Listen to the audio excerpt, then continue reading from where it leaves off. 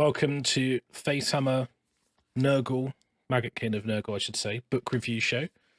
And shiny. So, firstly, thanks to GW for the copies to review. So, Yeah. we thought we'd do a show and go what we normally do if you're new to the channel, where we go through all the match play content of the book, give you first impressions as well. Just the match play content. We won't cover Path to Glory if that's something you're interested in. That's not what we do on our channel. Not to say we don't like it, it's just not what we do.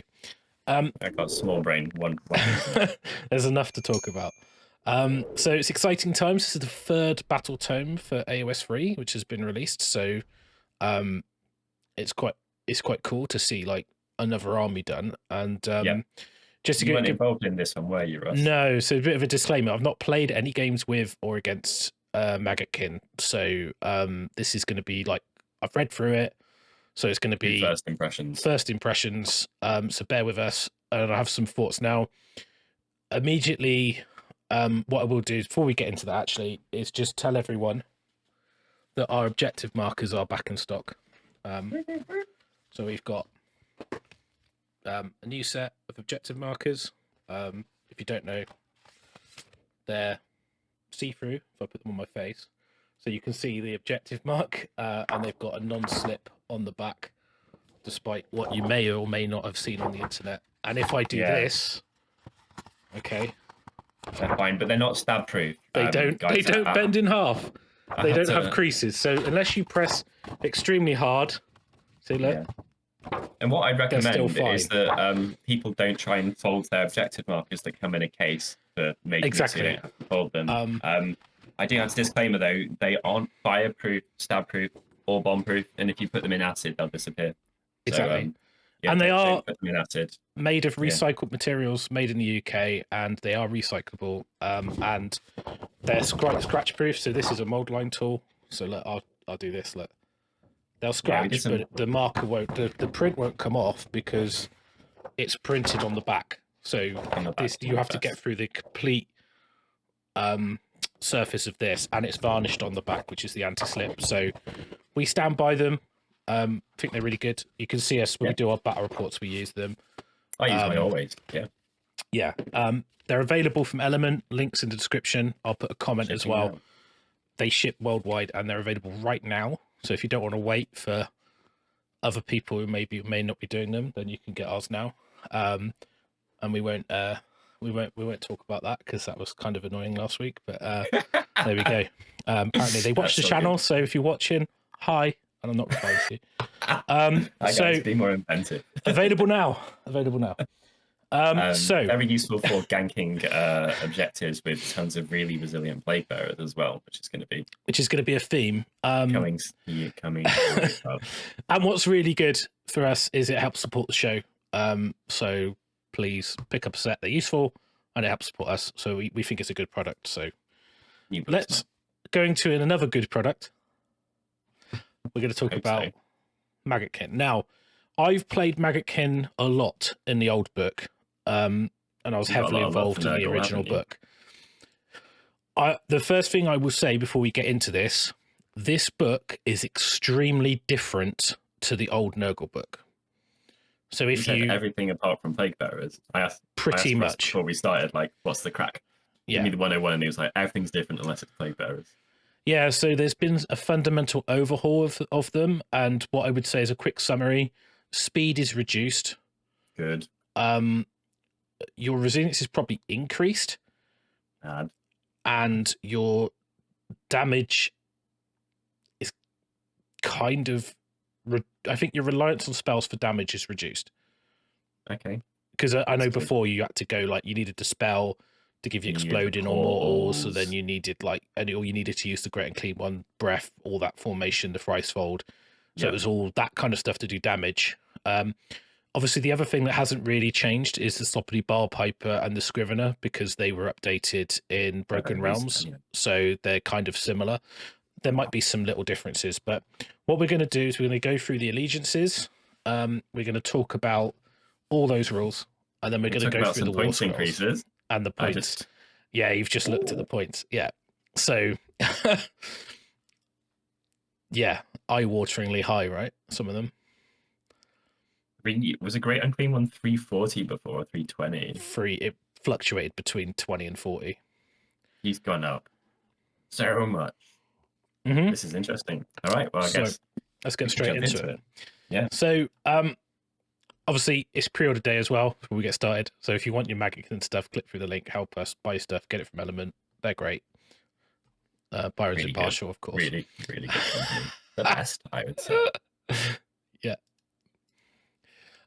So let's go straight into the battle trait. So, I mean, these pictures, I do apologize, they're a little bit blurry. You know, please pick up the book if you want to play Nurgle. Don't try and like use these. But so we have got the Plague Legion. So basically there are 6 legions which you can pick as part of your army. They give you extra rules. It's a bit like Storm Hosts. You notice that these include the Wrath of the Everchosen ones. I was just going to ask, like, is that stuff that is no more? I would assume so. Obviously, officially nothing has come out to say that Wrath is not viable. But it seems weird. But I'd imagine it'll probably get FAQ'd. Okay, cool. Because, you know, it's these are obviously Munificent Wanderers is in Broken Realms, so it's going to probably, and then it's likely Bile Pipe and War Scroll and that, so it's probably, I would say that it's more likely going away, the Nurgle bits. So disease. So this is quite an interesting mechanic. So at the end of a movement phase and at the end of the combat phase, you give a disease point to each enemy unit that's within 3 inches of a Maggotkin of Nurgle unit. So you can have up to a maximum of 7, which is the number of Nurgle for people who aren't aware, and you can't be given any more until it's reduced. Then at the start of the battle shock phase, you'll roll a dice for each disease point on each unit. For every 4+, they take a mortal wound, and then you reduce it to 1.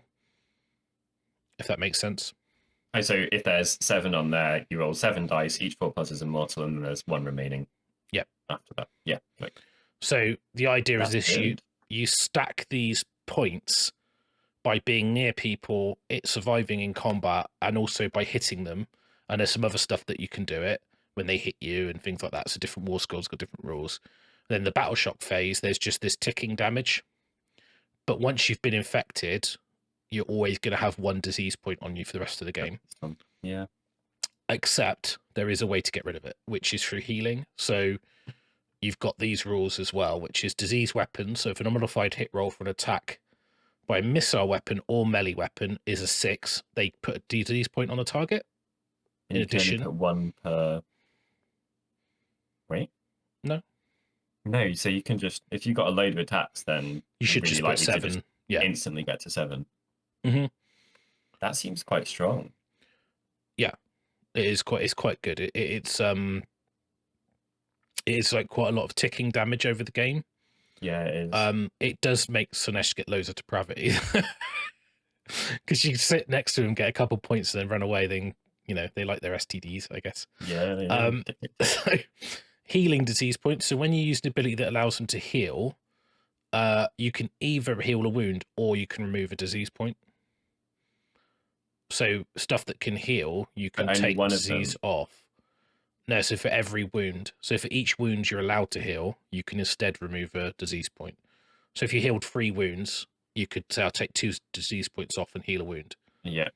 So, you know, things like Sylvaneth, you know, with like Alariel, or, you know, even like Soulblight Gravelords, you know, Ossiarch Bone Reapers, anything that can heal, you can remove the disease points instead of putting wounds back into the unit. Which it's an interesting conundrum, but I think you just heal, right, instead of removing the stuff unless it's early game. But you might not have any wounds to heal, but you could still heal. Yeah. So like if you've got like thing that heals every unit within range, but they've not taken damage, you could take the disease off. So interesting. Quite a lot of armies don't have access to any. Let's cover that right now. Right? Yeah, I mean you've got the heroic recovery, so you can at least stop your heroes ticking out. But it's quite good if you've done quite damage onto a hero, they've got 1 or 2 wounds if they've got a disease point, because you roll in both players' battle shock phases. Yeah. So like you might need to heroic recovery to stop that hero dying through the disease. Yeah. Because it's a 50-50. So it's like a coin toss. Yeah, it doesn't matter who wins priority or anything. It's happening every time. That seems quite strong. It's kind of like the ogre book takes up wounds quite effectively, as does the Stormcast one. Bit more like it's a bit like that really good mechanic in Stormcast when you take damage when you kill them that will be told off for saying it was good, but power though, isn't it? It's OP. Yeah, so when we say it ticks a little bit of damage, we're not saying that it's going to wipe units out like Gargants instantly or anything like that. We're just saying that it's going to do a little bit of damage, just in case you can't. Like, to try and understand where we say it's good, it means it's useful, And it's a different audience. Passive. I think the Nurgle audience might be a bit more forgiving. Yeah. Then we got the Legions of Chaos rule, which is basically the coalition rules, which are the same as Slaanesh, which is, well, slightly different because Nurgle, not Slaanesh, but Nurgle, 2 in 4. Anyone but Tzeentch. And Pestilence 2, 1 in 4, 1 in 4. Yeah, which is quite nice. And then the Tzeentch Beasts of Chaos units get the Nurgle keyword. Now, one thing that's key is that some of the abilities work off Maggotkin of Nurgle, a bit like Hedonites of Slaanesh, not Nurgle. Oh, guys, you can't have your cake and eat it anymore. So when you're immediately thinking, let me ally in some Beastmen and they're going to get a really good after save, no, because they're not Maggotkin. Cool. Disgustingly Resilient is an army special rule now, not a War Scroll rule. This has the immediate effect of making all of the Rotbringer mortals have a 5-up ward save, which they didn't have before. So hello, Blight Kings. Yeah. So Maggotkin of Nurgle models have a ward of 5-up, and at the start of your hero phase, you can heal 1 wound allocated to each Maggotkin of Nurgle model. That's horrible. That really, that doesn't sound like a big deal, but that adds up over a game. You could say it's disgusting. Very good. So, pretty good. Now, the next rule, and obviously a 5-up ward across your army is amazing. It's insanely good. Really good. I'm quite excited about that because what it means for Pascal Blight Lords, Blight Kings. I know they got it because they had the demon keyword, but it's nice to have. It doesn't require you to be next to a hero or anything. No, either, it's just on. If you've got someone who's popped up on the other side of the table, they're good, they're covered. I love my Blight Kings. I love and this is good as well because the Glotkin didn't have a ward. Now it's got a 5-up ward save. Big deal. Big deal. Very big deal. Locus of Fecundity. So this is a locus from Great Unclean One, Horticulus Slimux, the Glotkin, and Festus. The resilient battle trait heals D3 wounds instead of 1 if the model's unit is within 14, not wholly within. So it's a D3 heal, not a 1 wound heal if you've got one of these heroes nearby. So the heroes do make a difference. But basically, one of those in the middle of your army will cover the majority of the board. Yeah. Yeah. We got summoning because it's chaos. We do summoning. So you can summon Nurgle demons and feculent Gnarmors. If you've got contagion points, which they call CPs, not to be confused with command points. So at the start of your hero phase, you receive 3 contagion points. If there are any friendly Maggotkin wholly within your territory, and then you get 3 CPs, contagion, not command points. If there are any friendly Maggotkin of units wholly within your opponent's territory, if you receive contagion for a territory and there are no enemy models in that territory, you get an extra contagion point. So you're probably going to start the game with 4 because you're going to have stuff in your territory, not in theirs, and they're going to have anything in yours. And then you're looking at getting 3 to maybe 6-ish if you can get in their territory. It depends on the mission. Some have small territories, some have bigger. And then you can spend these at the end of your movement phase to summon 1 unit or terrain feature from the list below, add it to your army. Costs the number of contagion points shown.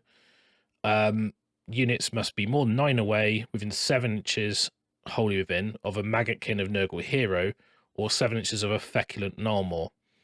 Gnarmors must be set more than 7 from all other Gnarmors, and more than 3 from models, objectives, terrain, ender spells, invocations. Sometimes quite difficult to get them down. Yeah. Yeah. But the Nullmore doesn't have a 9 away from enemy. It's just terrain stuff. If I read that right. So they're quite expensive. So like a Spoilpox Scriven or a Bar Piper is 7, Nurgling Swarm with 3 is 8, and Narmor is 9, as it used to be 7. And Narmors used to give you D3, they only give you 1 point now. Which we'll cover when we talk about them. They're right at the back of the book, but I'll probably, Beasts of Nurgle 1 model 10, Poxbringer 12, Plaguebearers 14, Plague Drones is 18, and the Great Unclean One is 30 points. So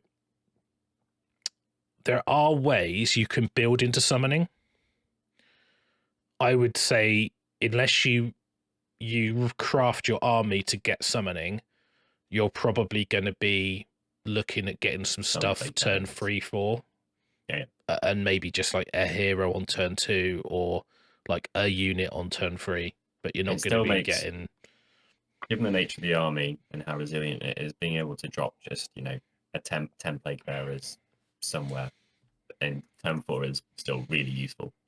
Yeah. And your stuff's, whatever you drop is going to stick around for a third longer, potentially, as well. So yeah, I know the demons had disgusting resilient before, but what's nice about this is it does extend to everything in its army wide. So even like really Festus having a 5-up ward and stuff like that. So the book has changed a lot, or I mean, you said it had, but all of this stuff is quite a big deal and very different. And the wheel is still there, slightly different. So the effects change. How it works mechanically is the same. You roll a dice, that's what it is. It ticks around every turn. You get to move it with some stuff. So that's basically the wheel. So you roll a dice. So basically you've got to start from 1. All Maggotkin of Nurgle heroes have a ward of 4+. So just a 4-up ward on all your heroes. I'll read them out. So we got 2 Fecund Vigor. All units are treated as being within 14 of a locus of fecundity. So that's a D3 heal instead of 1. The burgeoning. At the start of your hero phase. The budgies. They look good as Nurgle. At the start of your hero phase, roll a number of dice equal to the number of the current battle round. For each 4+, you receive 1 extra CP, contagion point. Is it? I guess it probably is a contagion point. It has to be. It's been specified earlier in the book. Yeah. It's unhelpful though, isn't it? It's not confusing, is it? It's not like that's a really heavily used abbreviation for command point. Yeah. Yeah, I know. One of the most important things in the game. Anyway, number 4, Plague of Misery. Heroes that do not have the Nurgle keyword cannot carry out heroic actions or issue the rally or inspiring presence commands. I mean, it's huge, right? All right. No best day ever. No rallying units or inspiring stuff. Ooh, it's grim. For some armies, that's really. If you go like, I'm going to bring it down, and you can't use heroic action. So. Yep. Nauseous Revulsion. Subtract 1 from charge rolls for enemy units that do not have the Nurgle keyword. Enemy units that do not have the Nurgle keyword cannot finish pile in, move closer to a friendly Nurgle unit than they were at the start of the move. So this army's pretty nope, isn't it? Yeah. It's not about what you do, it's about stopping your opponent. Why I think it's going to be really good in objective play. It already feels good, and we've not got to the units yet, so I'm interested to see what's coming up. Finally, we've got number 6, Rampant Disease. Add 1 to the disease rolls that you make, being on a 5+. Does that mean? I think it means on a 3+. Because on a 4+, you take a wound. Add 1 to the rolls. So a 3 would become a 4, therefore. Got you. Yeah. That really pushes the odds. Yeah, it's quite a big increase. Is it strong? From first impressions. Mm-hmm. And then the last one, which hasn't got a number, but is the last one, is Corrupted Regrowth. At the start of your hero phase, you receive 1 extra CP for each feculent normal in your army that is on the battlefield. So could be a lot if you've built towards that. Well, if you've managed to get 3 or 4 of them, and then this ticks into here, yeah, then what happens immediately? You're going to go, I've now got like 3 extra contagion, and they generate contagion anyway. So you could, what I was saying about building your army into summoning, you can do that fairly effectively. Very powerful late game army because it's got a load of cumulative tick tick tick effects, hasn't it? Mm-hmm. So your summoning is going to be pretty powerful from turn 4, I would say, or turn 3 maybe if you can ramp it up very quickly because there's one of the hosts gives you an extra normal to start, and then you can take Horticulus, so you could have 3. So immediately you could push it to on like turn 2 hit regrowth and get 3 extra points, and then there are other ways to do it to get points with great and clean ones and things like that. So you can ramp this up if you really want to. It's fairly cool. So obviously one thing I noticed with the cycle is that it used to do quite a lot of stuff like mortal wounds to your opponents or minuses to wounds, stuff like that. Movement is the key one that's missing. So you used to get +3 move. Yeah. So that's gone. So that was always the combo, like get plus move, the bell gives you move, run and charge off the tree, all that's gone. Yeah. So your speed is very much reduced. The speed's what Nurgle is meant to be famously speedy for, being not being speedy. Yeah. Instead of the fastest Chaos army. Yeah. All right, Snesh, they get better. Hey, I've got plenty to be bitter about. I don't need other books. So we should do some command traits then. Yeah, should we rattle through these? Yeah, I think I don't think I'm gonna talk about all of them. I think so obviously you've got the Grandfather's Blessing, which is you can advance the cycle forward at the start of the battle round. So you can't do that double tick where you got it and then you did it in the hero phase and then you got like a double tick. So but you can move it an extra stage forward, so you can skip a stage. It's okay. I quite like Infernal Conduit, so you roll a dice on a 1-0, 2 to 5 you get a contagion point, on a 6 you get D3. That's the start of your hero phase, so over the game that could add up. Yeah. You also got Living Plague, so start your hero phase, roll a dice for each enemy unit within 7. On a 2+, you give that a design point, and you receive a contagion point. So if you've got a resilient hero, this is mortals, so if you're taking something like, obviously not a named hero, should have to be probably a Lord of Afflictions is probably your best bout. For that. You get into their army, for every enemy unit within 7, you could be getting contagion points. So it's quite good, especially if you're facing against MSU, which is many small units. Then, Avalanche of Rotten Flesh is just some mortal wounds, but also adds disease. If you make a 6 resilience save, you can add a disease point to it within 3. But Overpowering Stench is pretty good. So enemy units within 7 cannot issue commands, and enemy units wholly within 7 cannot receive commands. It's massive. The second bit is quite easy to play around if it's a larger unit. Wholly within 7 is your opponent can just leave one guy dangling out, by a bit of his base or something. Yeah. Potentially. But yeah. I think if you've charged them, or it's a single model and stuff, then you can stop them quite easily. They won't be able to get away from you. Yeah, it's just units that it's not as effective against.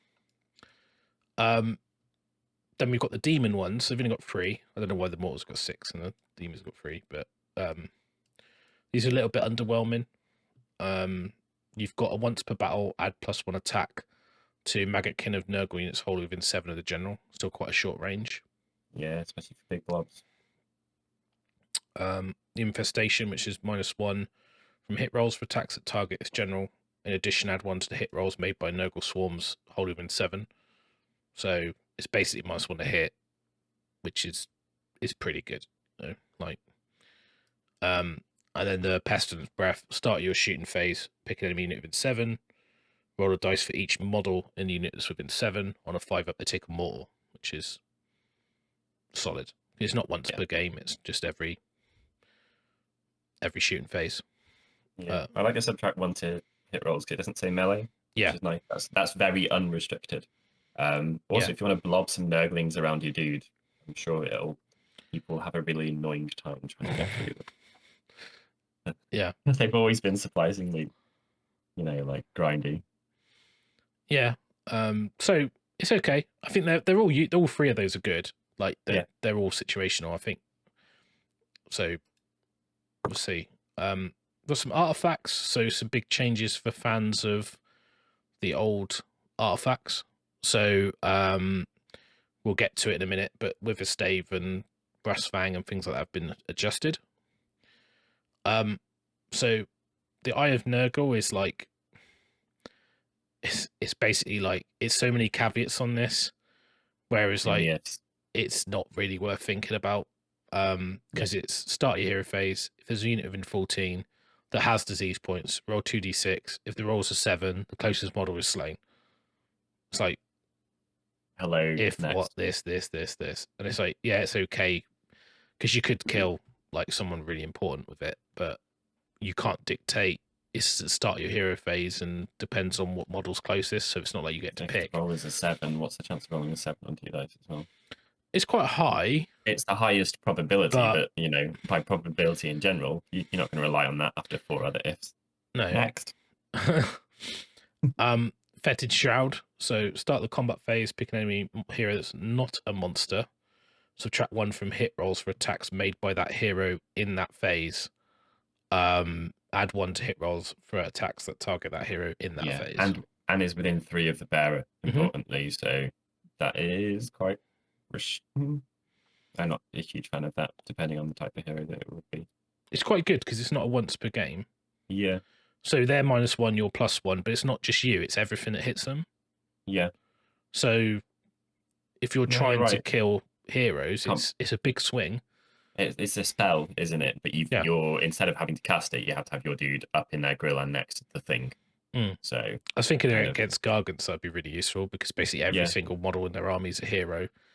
Yeah. And you just go in and go like, well, you're -1 on plus, and everything that hits you is +1. Oh, it's not a monster. Oh, okay, maybe not. Yeah, this is the other issue with it, because some armies you're gonna take that trait and nil points, no targets. Because it's not a monster, I'd say no, it's not worth it. Because the problem is that the shit you want to kill these days is quite often most people, they're all monsters, right? Yeah.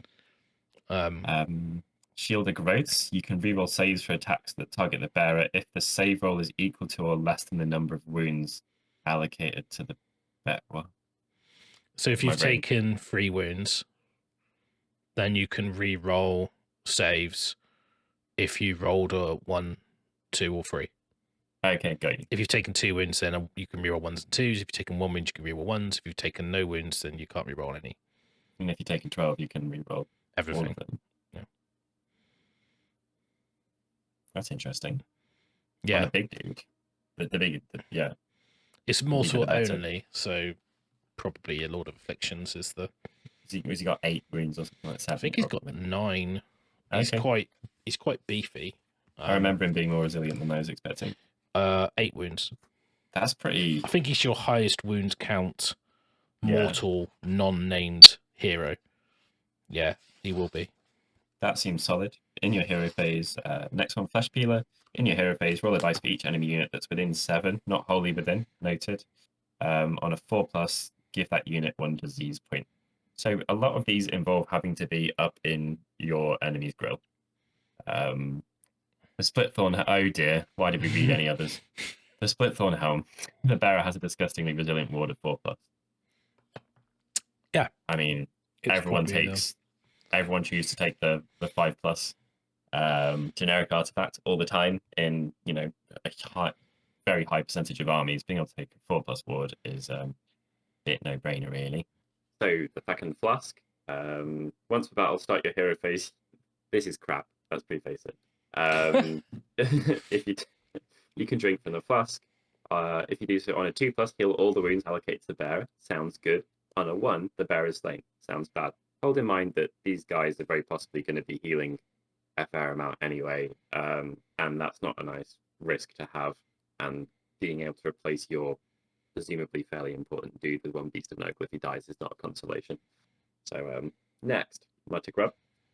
The bearer can attempt to cast the Gift of Disease spell. Don't know what that is. In your hero phase in the same manner as a wizard. If the bearer is a wizard, they know the Gift of Disease spell in addition.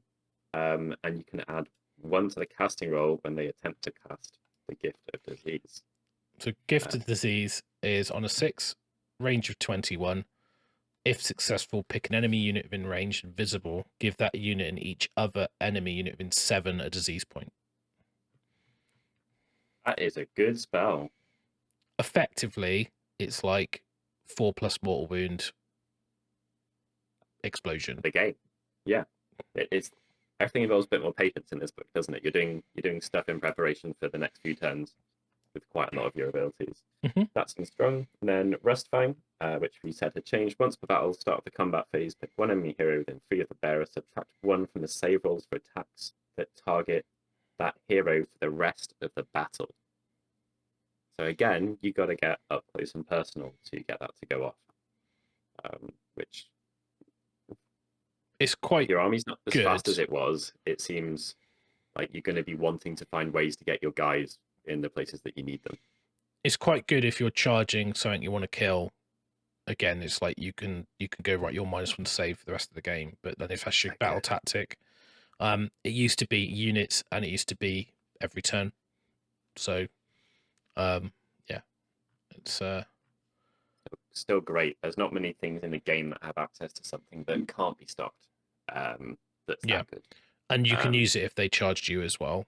Yeah, exactly. So it's like you could bully someone just by standing your guy here and them knowing that they don't want their whatever to run close to it. So yeah, you get some table control out of that as well. Onto the demonic boons of Nurgle, Maggotkin of Nurgle, demon hero only. Bountiful Swarm. Once a battle, start of your hero phase, pick 1 enemy model within 3 of the bearer and then roll a dice. Roll is greater than that model's wound characteristic. It is slain. If the model is slain and had a wounds characteristic of 4 or more before it is removed from play, you can add 1 Beast of Nurgle. Not a huge chance that's going to be useful, is it? No. It's very situational. And then bad probability at the end of that in most situations. In some armies, again, hi guys, like Gargants. Good luck. The Endless Gift. This bearer is always treated as being within 14 of the locus of fecundity, so always healing D3 wounds. Solid. But you're most likely going to be putting artifacts on your Great and Clean one, which has it anyway. So it's like, yep. The bearer counts as 2 units instead of 1 for the purpose of the diseased battle traits. That means 2 points. 2 points in the movement phase, 2 points in the combat phase. So if you've pinned someone with a tough, squidgy fatty, then they're going to be getting loads of disease points. So it feels a bit like the Gloom Spite in that you don't care about your opponent's armor value hugely, or if they're highly armored, it's not an issue because your damage is coming pretty reliably from multiple other sources that's mortal wound based. If they had anything that stopped people from retreating, it would be grim. Pick 1 of the bearer's melee weapons. This is Nurgle's Nail. Attacks made with that weapon inflict 1 disease point on an unmodified roll of a 5 or a 6. So pretty good if you've got a load of attacks. The bearer can attempt to cast the Gift of Disease as the Tome 1,000 Poxes in your hero phase. Okay, so it's like the other one, and that one is where is it? It's page 66, but it's basically the everything within 7 gets a disease point. When you pick a unit within 21 and everything within 7 gets it, I think. And the Wither Stave, the old favourite, has been changed. So this one is disease rolls. Yeah. Enemy units that are within 7 of the bearer. Not wholly within. No. Pretty good. It's okay, yeah. I mean, it's nice swingy odds. I think they're a little bit underwhelming, the artifacts. They all seem very samey. Well, like there's like 3 themes. It's a themed book, so I get it.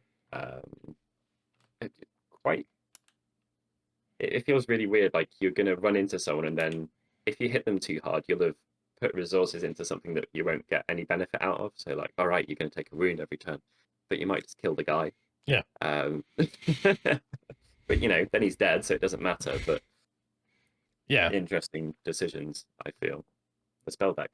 Let's see if it's all as good as that one spell we've already seen. I hope not. The spells before were a little bit frustrating because they're always on 7s.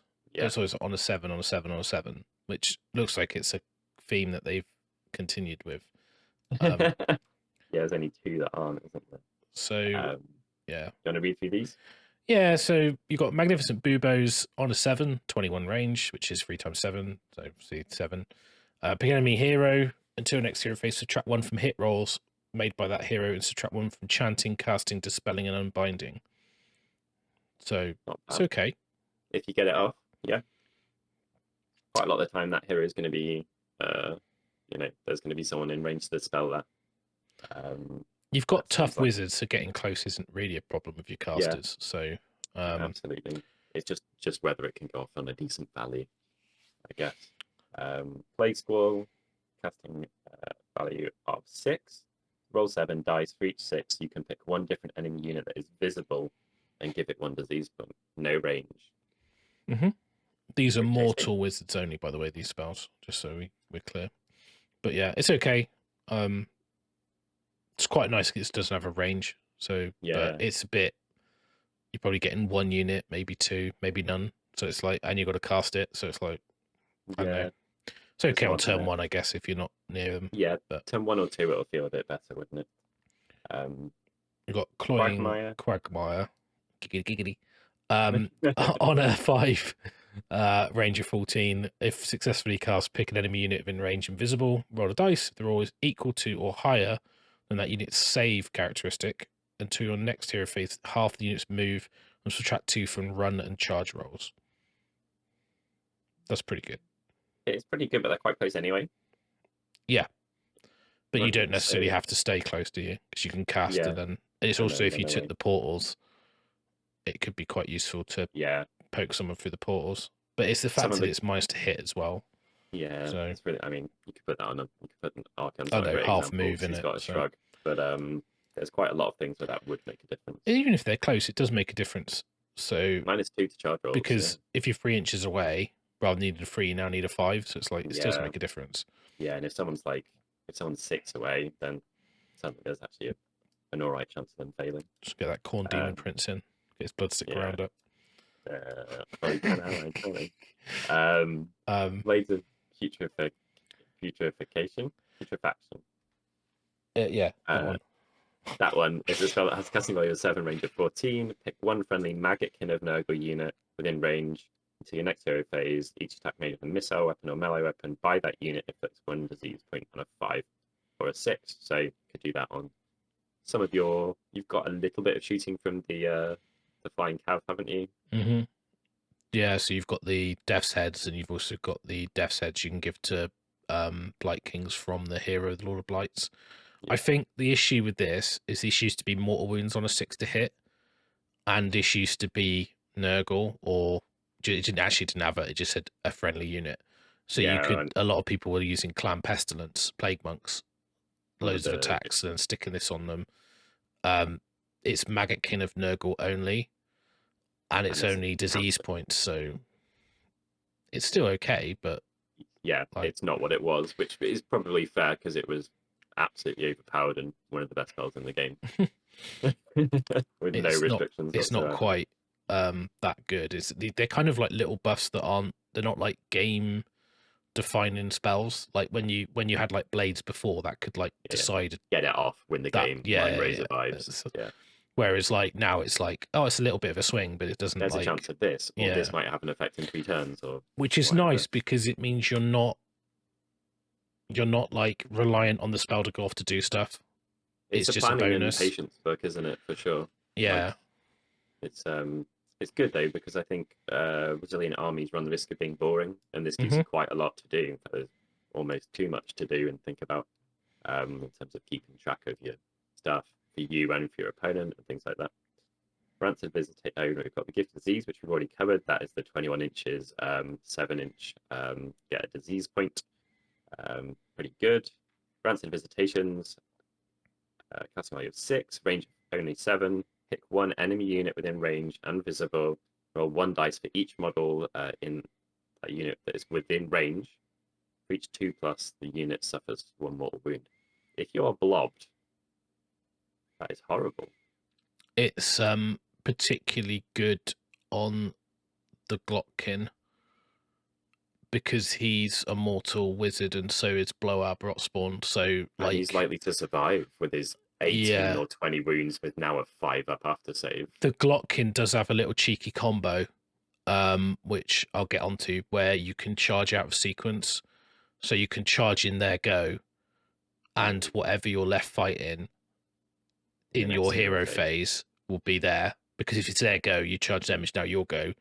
That is a must-have spell. It's that's pretty much like gonna wipe out any horde big unit. You've been ganked by like 40 witch elves or something, like 220s, and you're just like, come at me.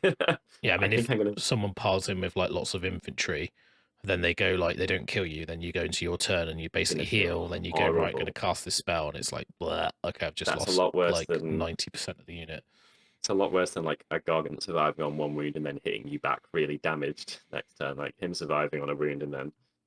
And although that's very situational, I think the other spells are underwhelming enough to just take that for that case, because if it does come up, it's big. Yeah, probably. So, I imagine you'd want Gift of Disease somewhere. Yeah. Yeah. And then Quagmire's okay if you're using mirrors, I think. Blades, I'd take it. I wouldn't bother taking that. No. I think Bubo's is better. Value of 5 as well, which is, that's a very, very friendly to get off.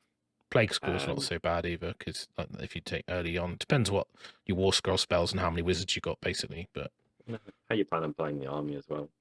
Yeah. The Maggotkin of Nurgle Demon Wizard Lore of Virulence, Favored Poxes. Spell with casting value of 7, range of 14. Pick one enemy unit within range until the caster moves, attacks, makes a casting, unbinding, or dispelling attempt, or is slain. Subtract 1 from hit and wound rolls for attacks made by that unit, and subtract 1 from save rolls that target that unit. So you just basically sacrifice a dude, do nothing with him. Yeah, so he just channels this spell, basically. And you get an incredible buff. That's a really interesting concept. I'm not sure what it I used to use it. I used it when I played with mine at Adepticon with my Great Unclean one, but it didn't stop you fighting. It just stopped you casting and moving. So it's quite good though, because like if you've got like, because a lot of the little mini heroes are wizards, so they can sit at the back, do the thing, hit, and like that's quite a big debuff. It's on a 7, can't really rely on it. It's okay. I think, if you've got multiple things in combat, you can just cast this, fight with everything else. Like cast this as your last spell or whatever, shoot with everything else, fight with everything else on that unit, and then have if you work the maths out, your guy could be the last guy to attack, and then its effect would end. Yeah. So it's kind of interesting. I like there's a sacrifice, but there's a big reward. Fleshy Abundance is next. Casting value of 7, range of 14. Pick one friendly Maggotkin of Nurgle Demon. In range, add 1 to the wounds characteristic of that unit until your next hero phase. It's always been a fairly powerful option. Yeah, it's okay. Plaguebearers have got 2 wins basic now, so they got to 3 wins each. So it's quite good. It's only demons. And then we've got Stream of Corruption on a 6, range of 7. Enemy unit within range, roll a dice for each model in the unit that is within range. Reach 5 up, they take a mortal wound. You can also say that you're going to project it over a greater distance. So the spell's a range of 14, but only does a mortal wound on a 6 instead of a 5. So nice to have 2 options. Yeah. Roll more dice or roll less dice, do more likely. So yeah. Again, it's quite nice if you're bogged down with stuff. Yeah, I'm not sure what I would pick out of that. I do quite like having the option for favored poxes, like in your back pocket as something to deal with a must-kill threat. Also, there's potential in the book already to subtract multiple from people's saves, and that's like stacking that is unbelievably good, because stacking saves is unbelievably good, so countering it is equally powerful. Yeah, So, it's weird. They're kind of like they're like take it or nothing. Like I think Fleshy's quite nice because it's like a fire and forget thing. Like you just cast it, and does your Plaguebearers just get like half their wounds again? Like it's yeah, quite good for objective play. I think for me, Fleshy Abundant's the one I'm taking every time, and then the other two are situational if I've got extra wizards. I'd like to have someone with the Rust Fang, and then a different one because it's different classes that can have it with favorite boxes and be able to take. As long as you can get into combat with something, you can take 2 off its save. This is the combo that I used to run, which was Festus, the Rust Fang, and Favored Poxus. So you get -3 because he's got the Curse of Rust spell. Yeah. So you could just take people's save completely away, and then you put Blight Kings or Plague Drones in, and then they just rip them to bits. So it doesn't matter what you put in much at that stage because they're minus multiple to their saves. Yeah. So the Nurgle book's really good against Horde infantry armies. So you see there's a lot of stuff that is like, everything in range, or like it kind of does nicely against lower wound count armies. Yeah, I think Stormcaster are particularly for them awful matchup against this book. Like this is disgusting for them, right? Like fairly elite armored dudes that can land anywhere on the table, with like high armor wizards and stuff like that. And cool, you got 3 up and you're in the wood. I don't care because you've taken them all. You've taken them all. You've taken them all. And the good thing is Stormcast want to do mortals to you, but you've got a 5-up ward, so like armies that rely on mortal wound damage or elite stuff that doesn't like mortal wounds, like OBR don't like mortal wounds, Stormcast don't like mortal wounds, so this army's a bit of a nightmare because you get stacked up, especially if you've got low wound count, high quality. And we'll get to it. There's more stuff coming for this. One thing I've done notice is that there used to be a spell to move the wheel. It's just not there. Yeah. So the wheel, you don't really have any way to manipulate the wheel. Which is a bit of a shame, I think. The wheel's very good. I think it might have felt a bit too much if you could pick that easily, or control it that much. I think it's because it's a sequencing. Because it happens at the start of the battle round and then the spell's cast in the hero phase, so you could get a double bubble. So you get something that takes effect at the start, and then you could move it to get another effect. Oh yeah. So now we're on to the legions of plague legions and contagiums. We'll go with that. This is not a good one for Val's pronunciation. No. So the Munificent Wanderers. If an enemy unit's within 3 inches of a Munificent Wanderer Plaguebearer host that has 10 or more models at the end of the movement phase or combat phase, it gets 2 disease points instead of 1 for being within 3 inches of friendly Maggotkin of Nurgle units. So it's okay. This was really powerful because you used to do damage when you hit them and you rolled 1s.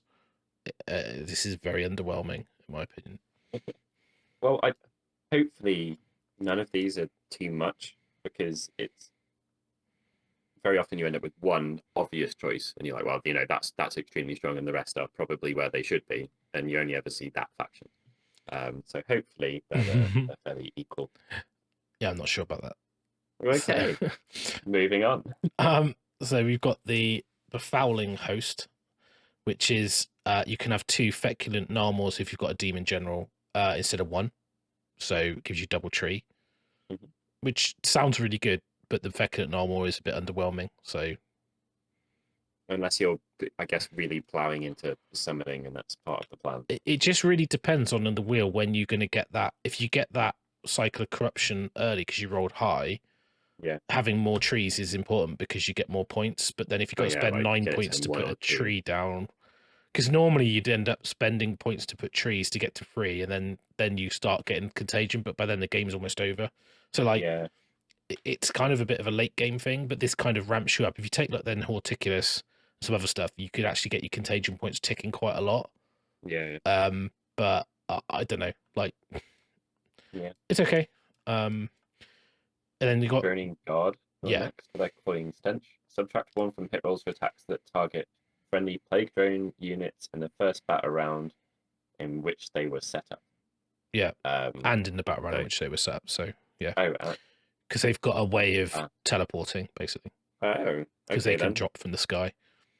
like Stormcastle. That used to be really good with the Stormcast when they landed, and having -1 in the first round is great in Tempest Eye, or well, like Tempest Eye has +1 save. That seems pretty strong. Yeah, I think it's good if you're going to take Plague Drones. And yeah, if your army's kind of Blessed Sons, who are next with their Nurgle's Embrace. If a friendly Blessed Sons mortal unit is slain within 1 of an enemy unit, before removing that model from play, pick 1 enemy unit within 1 and roll a number of dice equal to the wounds characteristic of that model for each 6. They give the enemy unit 1 disease point. That's, I can't work out whether that's good or not. It's like, it's the sort of thing you might get an extra point or 2 when you kill something. It's like, it's okay, but if you're in combat, maybe you're gonna hit anyway. I don't know. It's not really what I would be. I mean, the next one is if you're going into Rotbringers, you're probably going to be taking Pascal Blightlords and the Drowned Men, which has got after deployment, but before the first battle round, you can move each friendly Drowned Men, Lord of Afflictions, and Pascal Blight unit up to 8 inches. So it's a pre-game move. They are quite slow now. Doing a first turn alpha strike with these, you probably need to take this to get anywhere near them because they're 8 inch, they're only inch move, so it's 16 inches. Also strong if you've got the choice to give it away and you want to shuffle, like, people out of range or redistribute your army. Like doing an entire shuffle to the left or the right or backwards a little is quite useful if you have got a lot of Blightlords. Yeah, and you've got Filth Bringers. So what your tournament goers want to do. So you bring the filth. You can include Rock Covens in your army. So Rock Covens like 3 wizards, like 3 Rotbringer sorcerers. It's like it's got an entry. It's a bit weird. At the start of the hero phase, you can pick a wizard from each Rock Coven, and you add 1 to cast, unbind, dispel. And then if it's +2 if it's within 3 of another one, and add 3 if it's within 2 of others of the same Rock Coven. So you could have +3 to cast. The important thing really is unbind and dispel. Yeah. But it's a hefty price tag. Like I think it's like, what would it be? Like the Rock Coven is 360 points for 3 sorcerers. So it's not too bad because you buy it as 1 entry. Yeah. So that's probably quite a good one because you do get a decent amount of heroes. That doesn't take your drops down, I presume, the Rock Coven. They're still individual units, but I think it's quite nice just basically to get that +3 to cast and bind if they stay in a little Nurgle symbol. Deal. Even getting +2 if you need to move 1 off is absolutely fine. Yeah. So yeah, and we said about the spells needing 7s and getting +3 is massive. I mean, like being able to stop some of the spells in the game is pretty big. That's it. I mean, pretty much they're pretty underwhelming, to be honest. Yeah. I think if you've got an army that has drones or Blightlords, your thing kind of picks itself. And otherwise, it's just to taste whichever way you want. Mm-hmm. I don't really think the mortal ones, other than the Filthbringers, are very good. I could be wrong, but it's kind of like the demon one. You kind of at least might take all of them at different situations. Yeah. Because even like Munificent Wanderers, like it's as if an enemy's within 3 of a Munificent Wanderer's Plaguebearer host, it receives 2 instead of 1 for any Maggotkin of Nurgle units. So if you've got multiple units, you could put like 6 disease on someone really easily. But then once they get capped out at 7 and you do them when you hit them, it's almost like there's so many ways to put disease on people. I just think you're going to end up capping people up to 7 anyway, so I don't think it matters. Then we've got the match play grand strategies, which generally we don't normally take these. So you got Corrupt Arcane Nexus. When the battle ends, you complete this grand strategy. For friendly Maggotkin of Nurgle Wizard is within 3 inches of the center of the battlefield, and no enemy is within 6 of the center. So, yeah, maybe, but it's a bit situational, especially when you can just pick one that's like keep a wizard alive. That he doesn't need to be near the middle. So why would you do it? So, 10 the garden. If there are no enemy units within 3 inches of any feculent gnarls in your army, and there is a feculent gnarl in your army wholly within your opponent's territory, again, like, it's very situational and yeah. And you're going to be forced to summon one because you can't put it in their territory without summoning it. So you're going to be forced to spend the contagion. So you need to get the contagion, you need to spend it, you need to get a tree. They need to not be near it. It's like it's too much really. This one is again a bit weird. So spread rampant disease. When the battle ends, you complete this grand strategy. Every enemy unit on the battlefield has at least 1 disease point. Now, generally, option towards the end of the battle. People do much left. End up with disease points because they just don't go away unless they heal. It's if you've got a way to dink the people out of range, basically, isn't it? Like if you're taking the spell that was on 6s, wasn't it? Just don't want to table your opponent, right? Exactly. And also, like, if they've got heroic action to heal, if they've got hero left, they could just heal that off, and then that's it. You just could always just threaten the potential of this, and then they use their heroic action on a heal instead of something better. The problem is some armies just won't. It'll be so hard to get it off. Oh, completely, yeah. You're only really going to score that if you're winning the game anyway, right? Yep. Whereas what I like about the so it's like, I don't know. These are all very, like, you probably don't take any of these. They don't feel particularly tactical. No. Like, they're either not a great choice or you're already ahead. I like the ones, like you said, that give you an option. So, Blessed Desecration. Pick this grand strategy only if the model picked to be your general is immortal. If you do, after deployment, pick 1 terrain feature that's wholly within enemy territory. If no terrain features are wholly within enemy territory, you can pick any terrain feature. When the battle ends, you complete this grand strategy if you control that terrain feature.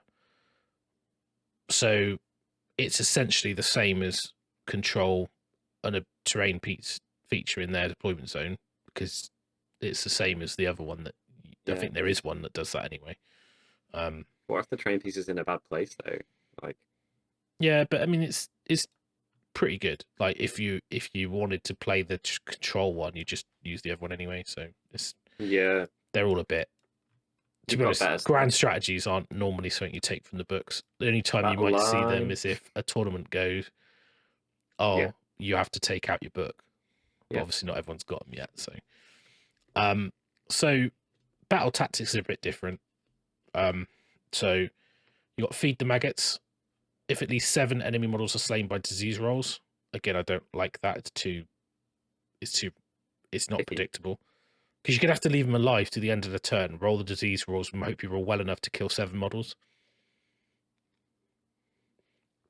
It's not inflict 7 wounds, it's kill 7 models. Some armies don't have 7. This one's... right? Yeah. Yeah, exactly.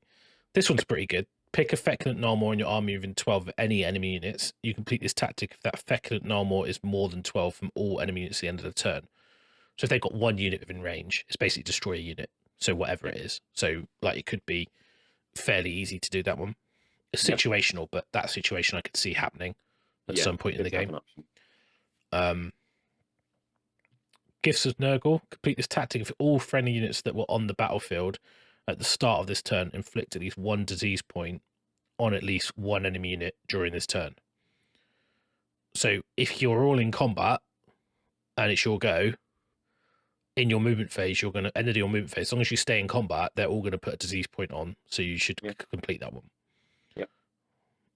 Obviously, you don't want to then use your magic phase to kill something in combat that then your unit's not in combat, and then it doesn't. You'd have to charge something else. But if you're going to charge as well, then you have to be careful not to kill stuff before the end of the combat phase when they get extra. So, is it start or is it end when they get disease? Let's just have a quick look. I can't remember. It was as you do the damage, wasn't it? No, so well, there's that, but you also get end of the movement phase, end of the combat phase. Yeah. So, but also if you roll a 6 to hit, so it's not. You have to play for it, but I don't think it's that hard to do that. No, well, we've got one next that I think might be fairly doable. Glory to the Grandfather. You complete this tactic at the end of this turn if more enemy units and friendly units are destroyed during this turn. Your army's resilient. That should be easy, right? It's your go. Yeah. You're dictating the game. Completely. You're gonna kill something. You should kill more than you lose because you can completely control that, right? Yeah. So that is like, that seems like an obvious pick at this point. The droning, this is not an obvious pick. You complete this tactic if there is a friendly unit with a rotfly mount in each quarter of the battlefield at the end of this turn. If you've won the game and you have loads left, then you could have them doing that. You can do that early as well if you've done a full plague drone army or Pascal Blightlord, because you can drop them from the sky in the quarters and be like, well, they're not going to die. This is army specific, basically, isn't it? Like, yeah. You need enough units for this to be a good idea. Yeah. Sudden Domination. You complete this tactic if you summon a Great Unclean One to the battlefield during this turn, and it is within 3 of an objective that you control in your opponent. No. Done. I mean, you might get it, but when you summon, do they have to be 3 away from objectives, or was that just the trees? You might. I mean, you might 7 roll of 5 6s friendly on 5 dice as well, but I'm not going. No, they don't. But if you're coming into like the last turn, you've got 30 points and there's an objective, you could just guarantee Again, that. It's another one if you've won already. Yeah. Right. But battle tactics, well, you might not be winning the game, but you might have more models, because the way AOS 3 works, that you score points. You might lose loads of models but have loads of points, and it's like, yeah, no, that's fair. I think the Grandfather ones are like a very solid, dependable one, and then the other ones, it's nice to have options for, but I think like crazy. There's enough in here that there's enough extra that you could use that are useful. For the battle tactics. Much better than the grand strategies. Oh yeah, well, obviously, like there'll be a new battle pack, and then those might change as well. So these might become more relevant if these change. It would be nice if things are a bit more. Because they're the ones in the generic ones in the current battle pack are very like no-brainer, aren't they? Just keep stuff alive, like, and you've got lots of it in your army. So you're like, and some armies are just made just all of it than others. Yeah. My whole army is a Hello. monster or a hero or a wizard, so it's fine. Pick whichever, it doesn't matter. You're encouraged to repeat stuff. Aren't you? So core battalions, thrice-fold befoulment. So it's back for people who couldn't take it in match play. It's not quite as good as it used to be, though. No, not quite. So you get an extra enhancement that needs 3 great unclean ones specifically. Yes. And then you have the Rotbring assist, where you need 1 Rotbringer leader, which is a mortal Maggotkin of Nurgle with less than 10 wounds. Which is basically all of them. All of them. Yeah. So done. I don't know why the second it takes. Well, obviously, apart from Glotkin and the lords, the Maggot lords, the mega ones. All the other heroes are. And then you 3, 2, 6 Rotbringer troops, which is a mortal Maggotkin of Nurgle unit that's not leader, artillery, or Behemoth, and you get 1 drop deployment. So it's essentially 1 to 3 heroes. Like a battle regiment, but you can't have a big hero, and you have 1 extra unit you can put in it. Yeah. Infantry. Well, it doesn't have to be infantry. They just said Maggotkin of Nurgle unit. Yeah. So you could do you could do this with Pascal Blightlords, because the Lord of Afflictions is less than 10 wounds. Yeah. He's not a behemoth, and then you could take those as your units in the Rotbring assist. It's very flexible. You could get 2 drop using this twice, or you could 3 drop using battle line.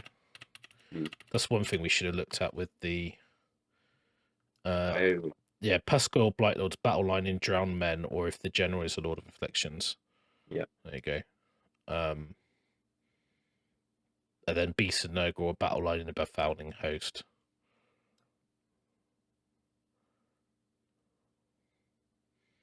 Friends a training guard. Yeah. I'm interested if the Rotbringer Coven is 1 leader, or if they're all leaders. Because it says leader, but does that mean it's 1 slot, or is that?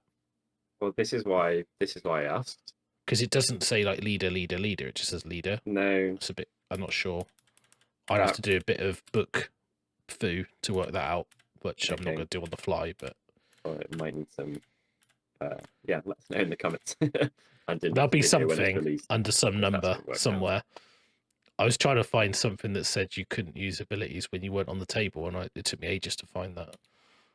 It's like 3.1 or something like that. Good. So, quite good battalions by the looks of things. Yeah, not bad at all.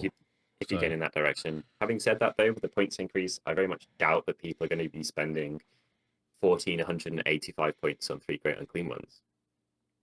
Or are they? Well, it's a good segue to talk about the fatties. Hooray. And the first scroll in the book is the great unclean one, who's now 495 points, which is a lot smaller than he was. He was underpriced, but I would hope that he's got a bit better for that. So let's see. It's Rotigus first, though, but yeah. Oh, okay. We can do the granddaddy himself then. Is he the same? He is the same points, yeah. Okay, interesting. Oh. So he has 20 wounds and a 4-up save. So obviously more wounds, but he's only movement 4, which is really slow. So is the great unclean one, yeah. Yeah, you're not going to be. And this is the thing about, like, you're not really going to be able to retreat with these. Yeah. Because you're just not. Like, once you're in combat, you're pretty much going to be stuck in combat. That's nice, though, because it feels appropriate for what they're actually meant to be. Rather than, like, getting +3 move, running and charging and flying over stuff, right? Yeah, exactly, being the fastest player. Which didn't make a whole lot of sense. But he doesn't have a host keyword, so you can have whichever. I've got them cut off on here, so... Cool. What's changed then? Because you're pretty familiar with this scroll. So he's a general in addition, which is new. That's great. He's obviously got more wounds. He's always got a better attack. Better wounds. Yeah. Well, same, I think. He's got a 5-up. He had it before though, because he was disgusting resilient. So, he's got more combat, I think. So he's got 5 attacks at damage 3 from his Null Rod, which is a great name for his little stick. He's got his Fatty Mouth, which is D3 attacks, freeze 2s gets worse, Ren 2 damage 2. And he's got a host of Nurglings, 15 attacks, 5s, 1 damage. So the Nurgling attacks have been ramped up. I think you used to have like 3 attacks, now they're like 15. So you're looking to be putting counters on people with those attacks. Yes, you just want to roll 6s to get disease, damage. Basically. Yeah, great spot. All of these are in this book. If stuff hasn't got rend, just hold in mind that there's ways to get rid of people's saves also. So yes. I doubt that we're going to see anyone with a huge amount of rend. That's never really been a thing, apart from like breath weapons. So yeah, just hold in mind if they look underwhelming, you can literally reduce someone's save by 1 for the entire battle. He doesn't have a breath actually. I think he used to, so he's not got a shooting attack. Only the great unclean one's got it. So he's got the bloated with corruption rule, which is on if you roll a 6 for his ward save, then you can pick an enemy unit within 3 inches and they get a disease point. It used to be a mortal wound back. I was just going to say, all of these have dropped in quality, haven't they? Yes. And they're slower, a lot slower. He's a 2-cast wizard. One of the nice things is he does get to re-roll his casting roll for Deluge of Nurgle. That's really good. And his Deluge of Nurgle, it's kind of cut off here, is on a 7, roll 7 dice. For each 5-up, pick 1 different enemy unit that's visible, and each unit takes D3 mortal wounds, I believe. It's cut off. Yeah, that is it. So that spell used to be, again, table-wide, roll 7 dice for each 4+. I think. So it's got slightly worse. But you can re-roll the cast, though, which is nice. Yeah, more reliable, but getting it through, but less reliable at doing it stuff. But I think also you pick the unit and then you roll the 4+. And this is... you roll dice, then you pick 1 for each success, basically. Yeah, which is much better. Like, way better, because you can if you only get 1, you're like, well, him. Yeah. Yeah. So that's a huge improvement. I would say overall that's better, even if it looks worse. Because you used to do a lot of ways of doing stuff with the wheel. You could do mortal wounds, and you could do range. You could do mortal wounds. There was Plague School. There was Deluge of Nurgle, and like you could actually do like quite a lot of chip damage. Obviously, in AOS 3, that's not as important because people could heal now. So like, but actually, like what I found, so much chip damage in the army, but maybe it just overwhelmingly will add up. Yeah, it's one of those things I think gonna have to play to see how much damage the disease does. Yeah. Over the game, but I think it's one of those weird mechanics where you're going to be as long as you get disease points on heroes early, they should be putting a lot of pressure on people to heal them. And you've got Mountain of Loathsome Flesh, which is a monstrous rampage. So this is quite good because you can do it in their turn as well. Pick an enemy unit within 3 on a 2+. They take a number of mortal wounds as their Mountain of Loathsome Flesh ability. So it's 4 mortal wounds just that's great. On a 2+, and it's not restricted to like non-monster. So, and obviously you can still stomp with another one. So because it's still a rampage. Oh no, so you carry out this. It is a monstrous rampage, yeah. So you can only do this one once if you had multiple great and clean ones, but quite nice that you can like belly flop someone basically, and that's the kind of damage that's going to add up. Because every turn I'm going to just belly flop you, like doing like 4 mortal wounds on a 2+ every charge phase is. Yeah, it also it might help you get through things a little bit. Yeah. On the way to getting to something, that's a reliable amount of damage. You might manage to pick off the last few wounds on a hero before attacking something else. That's a good ability. Yeah, and I think the great and clean ones, the normal great and clean ones, is damage has been ramped up the wazoo really.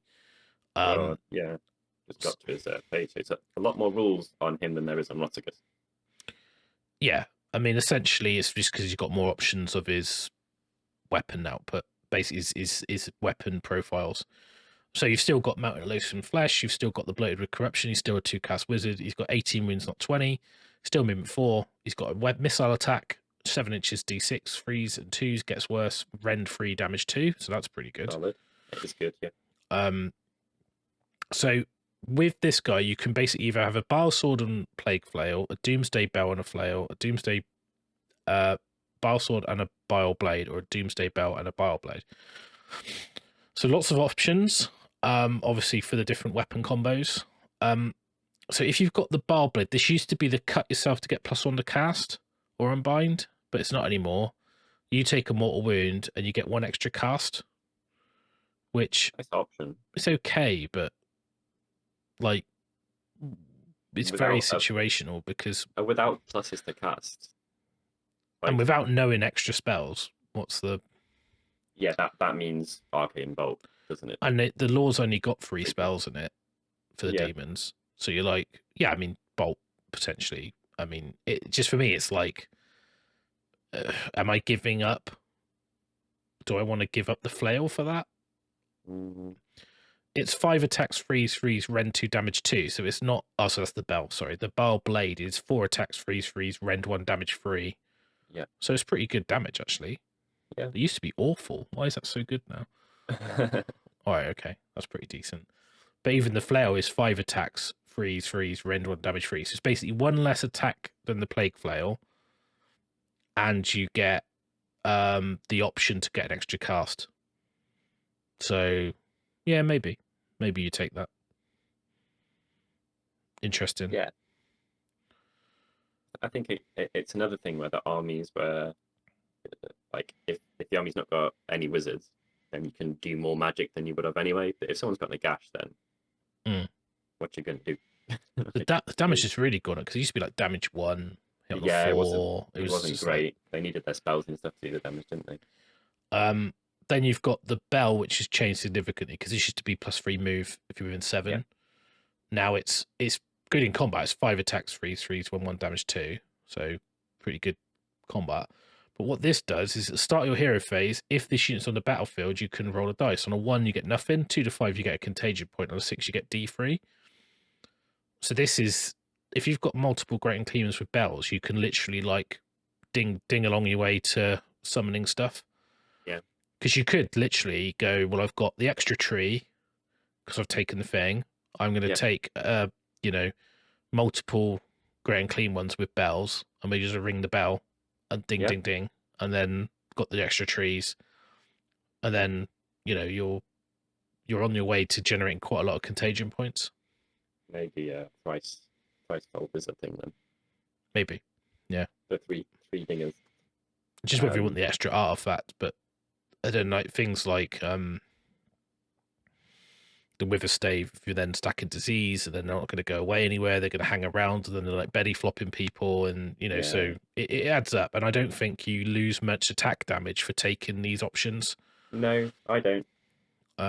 Because the sword is like cool, because it's 4 attacks, 4's freeze, rend 2 damage 4, but it hits on a 4, and I'm like, it doesn't do anything other than do a lot of damage. But like for me, it's like getting the contagion points every turn with the bell, and it's not that much worse in combat. No, and I think you're going to be reducing people's save potentially anyway, depending on what's in the rest of your army. So interesting. But they're expensive, right? You said they're like 495 points. 495. Wow, yeah. But I suppose if you're able to generate the contagion, you might be able. Probably, would you take 3? That's like 75% of your army. Yeah. Could you even get a legal army? It's probably 1485, so you got 515 points. So like 3 units of Plaguebearers at 150, and that's it basically. Yeah, done. Cute. Yeah, I don't know. Don't think so. If you did that, you'd have to go down a summoning route because your army. You'd have to, yeah. You'd probably take Rotigus and 2 Great Unclean with bells, right? And daggers. Yeah. And then you might stick an Endless in. It's a cool army. Life Swarm, maybe. I don't. Could you? Yeah, I think you do. No, you do. You have just about the 5 points to spare, I think. Yeah.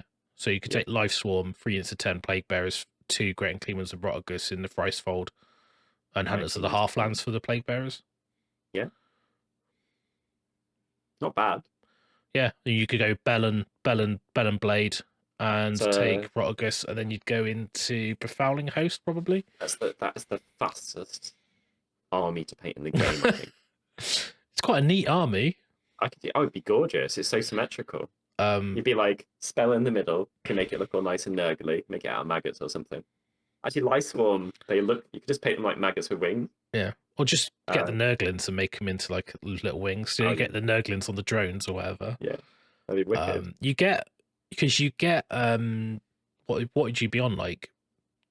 You drop in, you're on like 116 wounds, something like that in the army, because you got 60 from the Plaguebearers and then 60 minus 4. 30 minus. Oh yeah, 60 minus 4. So it's going to be so 56. Plaguebearers have 2 wounds. Plaguebearers have 2 wounds. Yes. Shit. Yeah, I told you earlier. Yeah, it's 116 wounds, but disgustingly resilient. That's ridiculous, that amount of models. Yeah. The healing. It's going to feel like playing 180. It's pretty good. I'd do that. Obviously, it's a bit of a trick saying it's a small and fast army to paint. So if you want to make the most of it, you have to have a summoning pool ready. But just have Plaguebearers. Well, Bile Piper and a thing and more Plaguebearers, and you win away really. Or a 4th Great Unclean one, and just go balls deep. Go quad fat. Quad fat. XL, the 4XL. Yeah. There's a joke with a Burger King meal there, isn't there? But I don't know what it is. It's the double XL Big King meal. That's the name of their next battalion. It's like bosses of the stomp. I'm gonna go for a Whopper. So anyway, Plague Wind. So is this spell, which we didn't talk about. So it's on a 7, 14-inch range. Pick a point, draw a straight line, roll a dice for each enemy unit. On a 4+, they take a disease point, which used to be D3 mortals. It's not D3 disease points. No, it's not very good. It's like, so this is why I don't think the extra cast is that important. I mean, like, no, I mean, Flaming Weapon would be good because you could increase the damage of your like flail to 4. And you've got enhancement if you get that. Yeah, I think the points increase on these is. I'm still trying to work out if it was, but having not played that army, obviously in its new format, maybe they do a lot more than I feel, and they did need to go up in points, but they. I don't think like it's a million miles away from what they should be. Like 460 is more where I would see them currently, but I'd need to play. The damage increase is insane. Like what they did before in combat to what they do now is nuts. Because from 15 50 Nurglings are gonna, that's you're gonna be putting a lot of tokens on someone. You may as well just read that as like, I don't know, 3 mortal wounds, battle shock phase or something for Nurglings. Well, two mortal wounds, but that's not bad. Yeah. Anyway, Great Unclean ones, big changes for them. Yeah. I think your Nurgle army is going to be really small now. They've always felt like they should be more elite than they were on the table, which is why I liked people using the thrice fold in the past. So I think so far the book feels Nurgly, and the last one didn't. So yeah, I really like it. So we got some demony bits first. So before we get into the cool Rotbringer stuff that I like, so again, they're all movement 4. Essentially, he's a wizard. He gets to fight. So when he fights, you can pick a Plaguebearer host, hold within 12, and they can immediately fight. So you can fight. It's to stop you, like him just. You need to fight with a unit because you want to fight with a unit, then he just gets killed. And you're like, oh. Yeah. Savage Big Boss has got it as well. It's what they put on cheap crap people. So I like his spell. So it's on a 6. Pick an enemy unit within 3 of a host. The enemy unit takes D3 mortal wounds. So it's quite a nice poke. Yeah, it is pretty good. He's 145 points. Yeah. 5 wounds, 4 up save, 5 up after save. He's okay. Yeah. I think when points are tight, he's probably not going to see much play. I imagine. Well, we'll see what it's like for the rest of it. But you're not going to be lacking in wizards. Like you're going to have a fatty in most armies, aren't you? Right? Like they've always had a huge amount of casts because people take multiple. You're probably going to take a mortal wizard if you've got those points. So we've got Epidemius next, who is looking very, very outdated as a model. That's like 20 years old, that isn't it? It's like he's definitely need an update, doesn't he? So you look at the skulls in his in the back of his palanquin. Oh, don't shows how much things have come on. Look at those two models in comparison to each other. So his attacks, he's got a Bale Sword, Baby Bile Sword. 4s and 3s render on damage D3. Yeah. Then he's got the Battalion of Nurgle. At the start of hero phase, if his unit's on the battlefield, roll a number of dice a number of dice for each of the following units and terrain features that are visible to this unit. 3 dice for each Great Unclean one, 2 dice for each friendly Plaguebearer host that has 10 or more models, and each Feculent Nullmaw in your army, 1 dice for each other friendly Maggotkin of Nurgle unit for each 5+, and 1 to the tally of new diseases kept by Epidemius, maximum of 7. Each new disease that is recorded allows you to reroll 1 ward roll, casting roll, or dispelling roll, or unbinding roll that you make for a friendly Maggotkin of Nurgle unit. My god, that is a lot of text. But that sounds powerful. Yeah. I don't know. I'm not sure if it's because it says like you add 1 to the tally to a maximum of 7 when you roll the dice. But if you use up those, could you get 7 per turn? That's how I read it. I think you get 7. You could potentially have 7 rerolls a turn. Yeah. Or is it 7 for the game once you roll them? I don't know. I've got no intention of ever having this model because I hate it. So I've got a really the guy above him, I made into a better, more modern version of him with loads of tentacles and nurglings on his base. Yeah. And I'd recommend people do that too. Yeah, it seems very powerful. Let's see how many points he is. Let's see how powerful amount of points he probably is. like 200 and something. No? It's the same as the other guy, 145. Really? Epidemius, Battalion of Nurgle, 145. Okay. He's got the totem keyword as well, which is interesting. Yeah. That seems good. Not a wizard. Not got a cast. Yeah, but I mean, you've got wizards everywhere, aren't you? Oh, does that mean that people are going to have to be getting this model? Oh. Yeah, I'll make it. I'll put. We can take a picture of my guy. I'll show people what I did. Yeah. On a square base thing. All right. Okay. Scrivener next. Another bloody gorgeous modern model. Look at that. So amazing. Disgusting Sneezes. Missile attack. D6. Shots. 2s, 4s, no rend, 1 damage. Meh. So 2 good melee. you forget to roll it.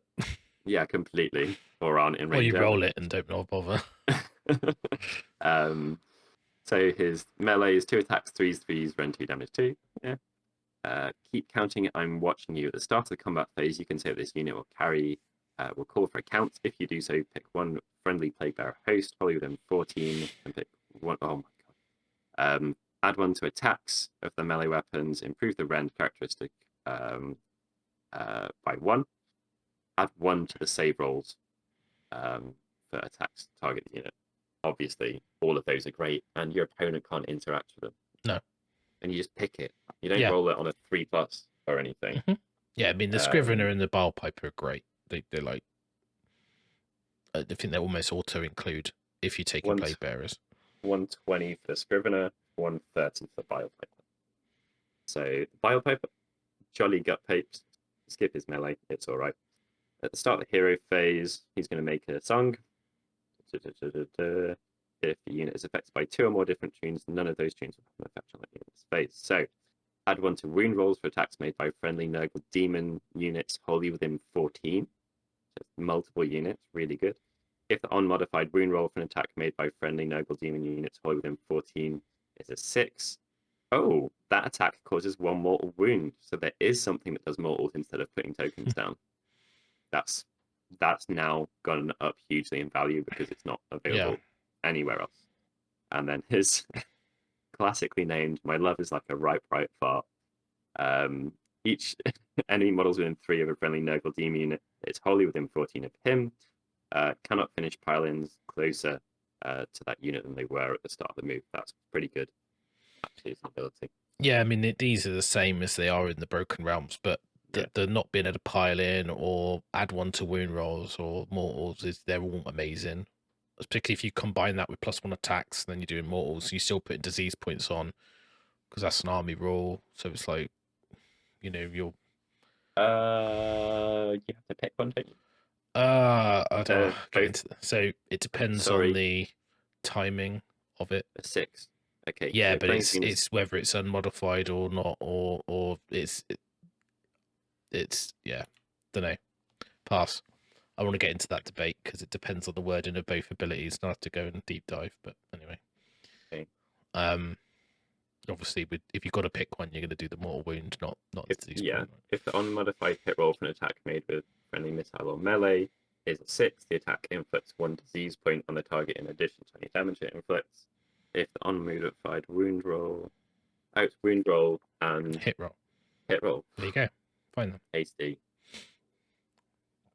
Happy Cake and the Bilepiper and the Scrivener seem incredible. Yeah. The fact that they're like spell effects that you just pick one and it happens is filth, which is appropriate to play Nurgle. So Plaguebearers. Let's start off with their points because you're going to have some of these in a lot of your armies. 150. They got 2 wounds each. Yeah. Their save used to have a 5-up save, didn't they? Armor save, yeah. So they've gone to a 6-up, 2 wounds each. That's probably a good thing, given they've gone up in wounds and they haven't doubled in points. And they've got a 5-up after save. 4 attacks. 1 attack, 4s, 3s, no rend, 1 damage, I assume. I can't see it, I've cut it off. Yep. 4s and 3s, no rend, 1 damage. And then reroll battle shock rolls of 1 for enemy units that have been 6 pipers. Yeah. You can return 1 slain model in the backshot phase of that standard bearer, and subtract 1 from hit rolls for attacks made with missile weapons that target this unit while it has 5 or more models. No other natural debuffs. So they lost the -2 that used to have vanilla. A -1 in melee, so there's no minuses to hit them. They've lost a point of save. I think their attack was 3s and 3s. It might have been 4s, but they got an extra wound the minute before, as they always were. Yeah, but they're slower than they were because of the book. Yeah. They're not getting there as fast, are they? I mean, extra wound with and having a 5-up save is pretty. Their wounds are pretty high quality. I'd always rather take, I'd take no armor save and an after save over. They had an after save anyway, though. Yeah, they used to have a 5-up. Now they got a 6-up, 5-up. So yeah, but 1 more wound for it. So yeah, okay. Yeah, interesting. Horticulus Slimix, 10 wounds, 4 up save, movement 4 again, even though he's on a snail. Which kind of makes sense, I guess, but he's got his shears, which are freeze, rend 1 damage D3, and D3 attacks on the jaws, freeze, rend 2 damage 2, which is quite nice. Before he retreats, but I don't think you get to do that very often, roll a dice for each enemy unit within 3 inches on a 2+, they take D3 mortals. So if you can back out, but I think it's difficult. Or if someone's got like 2 wounds left or 1 wound left, you might risk it for a biscuit. Yeah, it's just movement 4, trying to get 3 away. You're going to basically have to move straight back. And if they've got anyone lapped around you slightly, you won't be able to get out of range. So, Beast Handler can reroll charge rolls for friendly Beast and Nurgle units that hold within 14. You can add 1 to hit rolls for Beast and Nurgle units that hold within 14. Once for battle start of your hero phase, you can set up a Feculent Gnarlmaw within 7 of this unit, more than 7 from other Gnarlmaws, free from all models, objectives, terrain, blah, blah, blah, blah, blah. So, extra tree, pretty good. He's pretty good in combat. He's got a lot of wounds. He's got the totem keyword, which is useful. Yeah. 225 points. You feel worth it? How many did you say? 225. Expensive. Yeah, if he had higher move, I'd feel, but I'm not saying that he should. But I like that points value. I'd feel a bit better about if he was a little bit more speedy. Yeah, movement 4 is very slow. Yeah, even if it was movement 6, it would be miles better. Yeah, completely. Yeah, it'd be a big difference. If you need speed, though, you're gonna have to look to your Beasts of Nurgle that he buffs because they've got a 5-inch move. It's so slow, this army now, isn't it? They were 120. I think, or Beasts of Nurgle 110. Now, battle line in a befouling host army.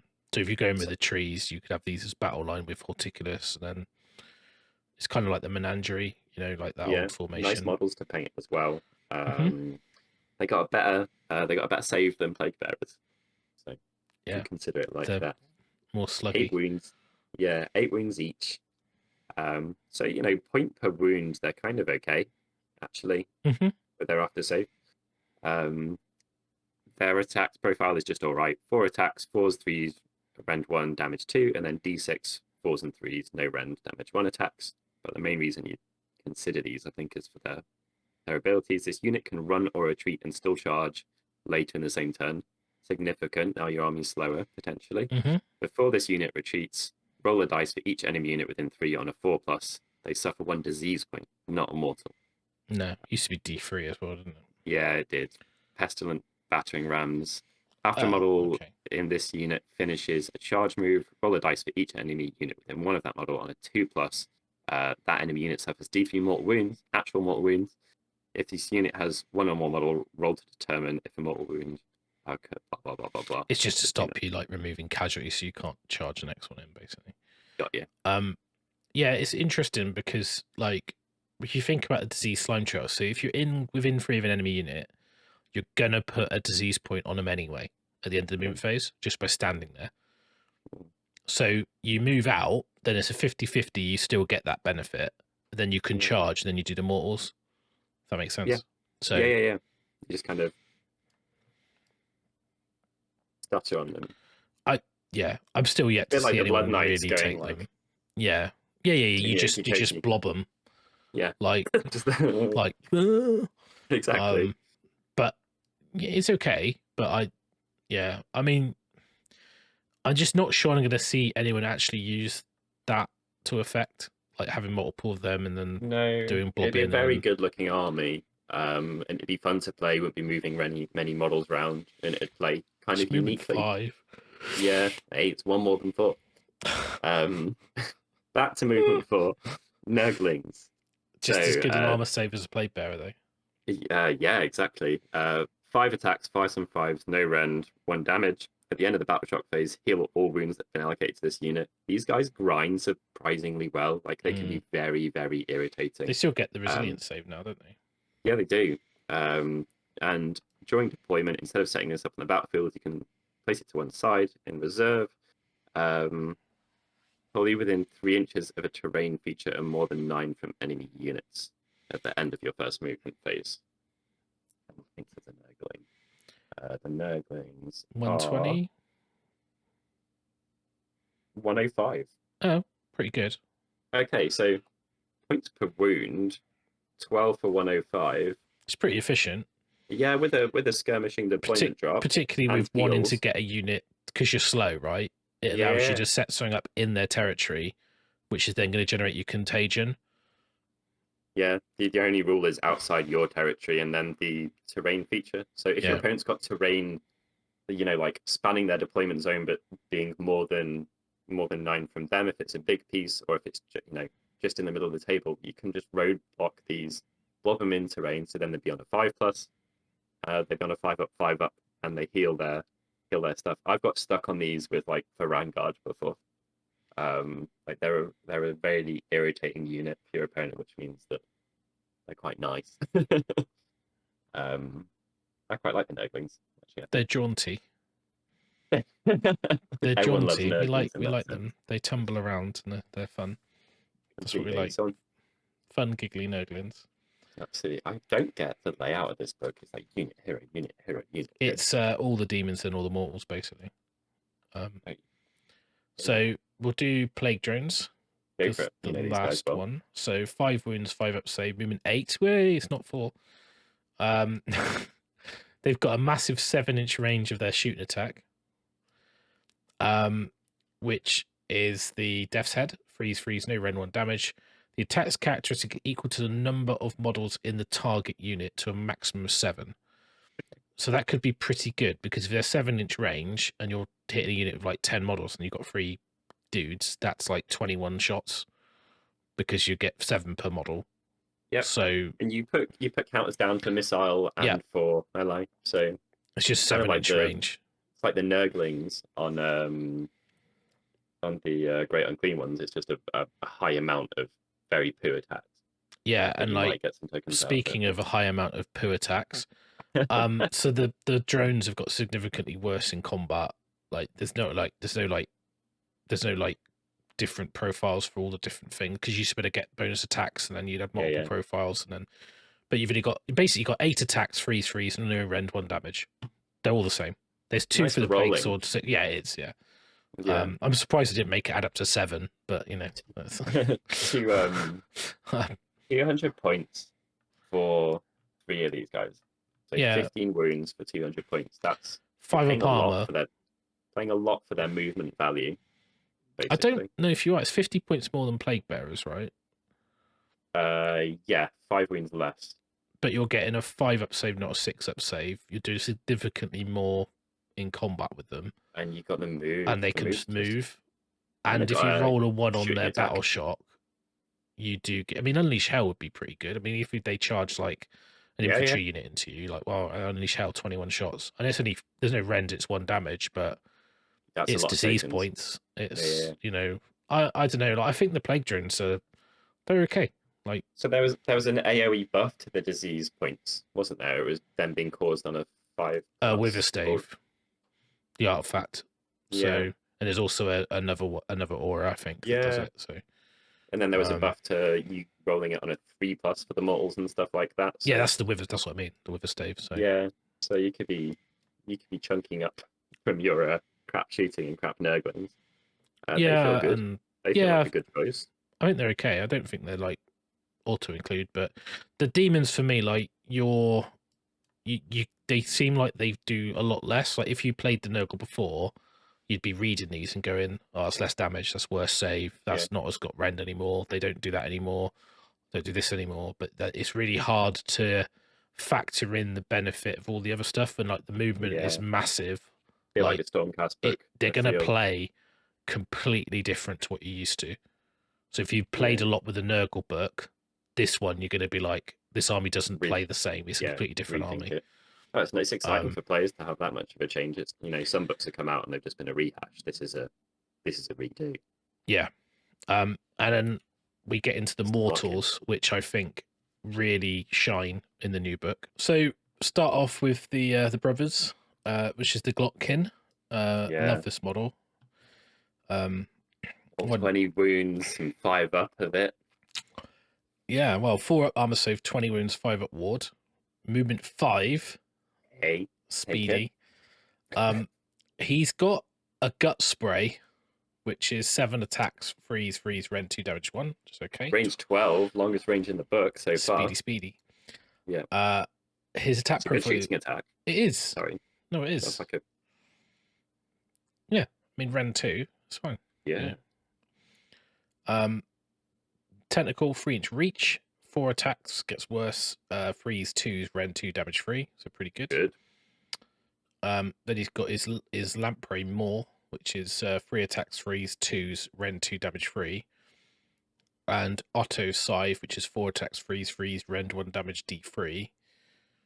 But obviously the wizard brother doesn't fight. He just, you know, why would he? So I don't know. It's weird because there's 3 of them, and it doesn't look like the wizard does anything. He's too busy doing this. Too busy casting and going wiggle. So he's a War Master. Gets 2 spells as a wizard. Now, this is the ability I talked about, which is the Blight Krieg. It's a command ability. You can use at the end of the enemy movement phase if it's within 12 of an enemy unit. So you issue it by them and receive it by another Nurgle unit that's within 12 of an enemy unit. This unit and the unit that received the command can charge. So you can have 2 things that can countercharge. That's really good. Which is really useful. Because that's it's efficient spent points as well, right? Mm-hmm. I mean, I know we've seen the Iron Jaws, but let's ignore them, and that's insanely good. Like 2 is brilliant. It's really useful because if someone wants to like charge you but not engage other things, you can charge. And the good thing about it is that it's the end of the enemy movement phase. So I guess you would charge and then you would immediately give them disease. Because at the end of the movement phase, they'll be within 3. Yeah, it's also a way to make up for your lack of speed a bit. Yeah. Because you could run towards something, 6 the run, and then in their turn, unless they move away from you, which is also probably fine, you just bully your way up the table, and then you get to an attempt to charge even though you've ran. It's a turn later, but any movement is going to be useful when your guys are movement 4 and don't have access to many other ways to go quicker. Yeah, and he's got this ability as well, which is horrific opponent. At the start of the enemy movement phase, roll 2d6 for each enemy unit within 3. If the roll's equal to or greater than their bravery, the unit must retreat or it takes d6 mortal wounds. Pretty good.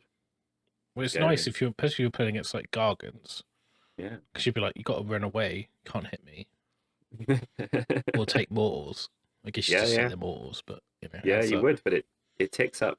Well, there's the impossible thing about reading this Battletome, and you've already touched on it, is that there's like 15 sources of ways to do extra things and wounds and debuffs and minor saves and stuff like that. So reading stuff individually, I just don't think you're going to be able to take it in. No, it looks really underwhelming. And then when you play it on the table, according to the guys that played it, they said it plays really well. So I haven't played with it yet. I mean, I'm looking forward to getting my Nurgle back out. You're only going to need about 10 things. Yeah, I probably have to paint those Pascal Blight Lords now. Hey, they're good models. Then you've got the Mountain of Loathsome Flesh, which is the same as the Great and Clean one, Monstrous Rampage, but he's got 5 damage, not 4. Yeah. So he's a bit better at it. Sure. That's, you might just kill a hero on the charge and then hit something else.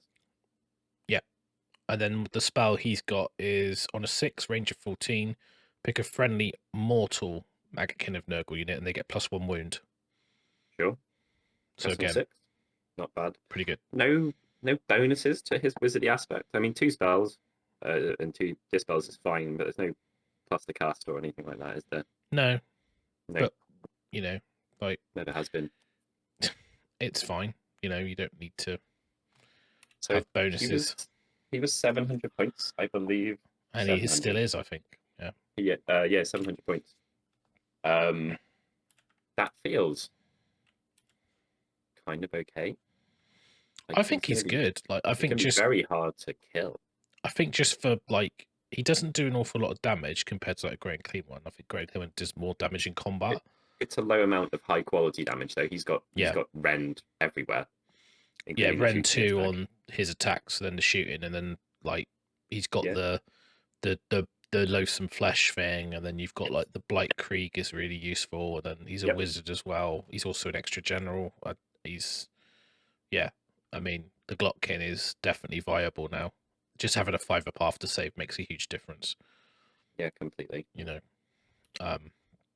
him, a great unclean one if you're choosing is so that's a shade under. It's like 1195 points as well, which leaves you quite a lot for 800 points you can fill your boots with. Yep, and I really like the Mag of Lords and Orgut's Demon Spew. 14 wins a 3-up armor save. His movement is 8. It gets worse, so it's one of the fastest things in the book. Doesn't fly obviously, but gets a 5-up disgusting resilience save because he's a Maggotkin of Nurgle model. Yep. He has a 7-inch ranged tongue. 3s and 2s -1 d6 damage. Yeah. He's got 7 attacks from the rot axes, freeze, rend 1 damage 2, and 5 attacks, freeze 2s, rend 2 damage 3 from the beast. All right. Really good. He's also a War Master, so he counts as a general in addition. If in a modified ward roll is a 6, pick an enemy unit within 3 and it take a mortal wound. So that is a mortal wound. And he can issue a command without spending a command point once per turn. So he's like really good. He's like the Stormcast characters, but actually he's very comparable to the more recent Stormcast characters. And they're all about 300 points as well. Yeah. Is that what he is? Yeah, he's 300. Yeah. Yeah, but I think he's same as Bastion then, which is he's got similar abilities to him, I guess. But a 3-up armor save, like 3-up armor save, 5-up ward, 14 wounds, faster move than anything else in your army, basically. And he's a monster. Yeah, he seems like a really good choice. Yeah, if you're playing Rotbringers, he's like a cut price. But the damage as well, like. Yeah, the only thing he's missing is his he's got very short range on his attacks, but you can't have everything. No. Blow up, then he's your bro, isn't he? He is. I've taken him in many of my lists. So he's the same 13 wounds 4-up save because he doesn't have a lot of armor on. He's a bit more necky. He's got a 14-inch vial D3 attacks, 3s and 2s gets worse, rend 2 damage D3. That's a good shooting attack. I think it's the same as it's always been, that one. Then 3 attacks from the size, 3s, rend 1 damage 2. And again the beast, 5 attacks, 3s, 2s, rend 2 damage 3, which is significantly better. He's a wizard. He's got the demon flies. So at the start of the combat phase and at the enemy shooting phase, roll a dice for each enemy unit within 7. On a 4+, they take a mortal wound and subtract 1 from hit rolls for attacks made by the enemy in that phase. Yeah. So 4-up, take a mortal, -1 to hit. Brilliant. Going to feel really unfair on your opponent when you're doing all of these things that feel like they should have an opportunity at stopping. It's good that that's on a 4+. That's a very strong ability. Yeah, and he's got Wind Speaker Bells, +1 to cast, and addition -1 to cast for enemy wizards within 14. Really good. Nice swing, because you get +1, they get -1, and they're in range. Yeah, that's great. Miasma on a 6, range of 14, pick an enemy unit within range. Until your next hero phase, roll a dice at the end of each phase, which any wounds or mortal wounds were allocated to the unit on a 2+, they take D3 mortals. Oh, he's badass. 300 points as well. He seems not quite as resilient with his 4-up save, but that's still better than practically everything else in the book. He gets disgusting resilient now, because they didn't before, which is huge. And I think he was 260 anyway. Yeah, he was. So, like, then. It's like the Mag of Lords are. I really want to do a Mag of Lord army with these two in it. It feels like the demon points went like everything got better by like this much, being its ward save, and then the demon points are like higher, and then so far the mortals, these guys, like they've done very well to only go up by that much, I would say. But how much better I think because they weren't seen a lot, they might have been. I don't know if they're overcooked, but they. Well, maybe I think they were underpowered for their points before. The mortals, quite cheap, but they're also pretty poopy. Are really good now, I think. Okay. So we've got Morbidix Twiceborn, which is still immortal. So he's got 12 wounds 3-up save. Again, he's got the tongue. He's got the scythe, 5 attacks at damage 2, and the claws at damage 3. Same again. He's a bit weird. So at the end of the battle shock phase, heal half the wounds that have been allocated to this unit. So he gets to just heal passively, which makes him very tanky. Disgusting. And then he's got the Lord of Nurglings. You can, at the start of your hero phase, you can return 1 slain model to 1 Nurgling swarm within 7 of this unit. Remember that the Nurgling swarms heal themselves as well. So if you had a unit of 3 and someone did 7 wounds to it, so 1 base was killed and 1 base had, only 1 wound left, one would heal that, and then the other one would appear. I think that's the type of thing that if you can find the points to the Nurglings, they would stick around way longer than your opponent was expecting, or they'd have to completely over allocate just to make sure with it. Yeah, he's 20 points. He's very tanky, like really tanky. Like kill him outright, or just don't even bother targeting him. Yeah, I mean it's like he's just gonna keep healing. Yeah, and he's got a 3-up save and a 5-up resilient save. He's not easy to get rid of. Nope. And again, that 8-inch move. If he had a 2-inch reach, it'd be really good because you could basically ring him in Nurglings. Yeah, but he doesn't. So I'm sneaking around corners and stuff. Well, those 3, like the first one, like Demon Spew seemed great, and then the others are even better. I think Demon Spew is awesome for his points. All of them are good for their points. Yeah. Lord of Afflictions. Yep. 8 wounds, 3-up save. This is the guy on the playground, guys. Movement of 8. Can fly. He's got 4 attacks, freeze, rend 1 damage D3, and 6 attacks, freeze, no rend 1 damage from the fly. That's the same fly attacks as the plague drones. He's got you can give him an incubat. You don't have to. It's an optional. So in your hero phase, roll a dice for each unit within 3 inches. On a 2+, they take a mortal wound. If the unit has Nurgle, it takes it only on a 6, so it affects you as well as them. So it's a bit weird.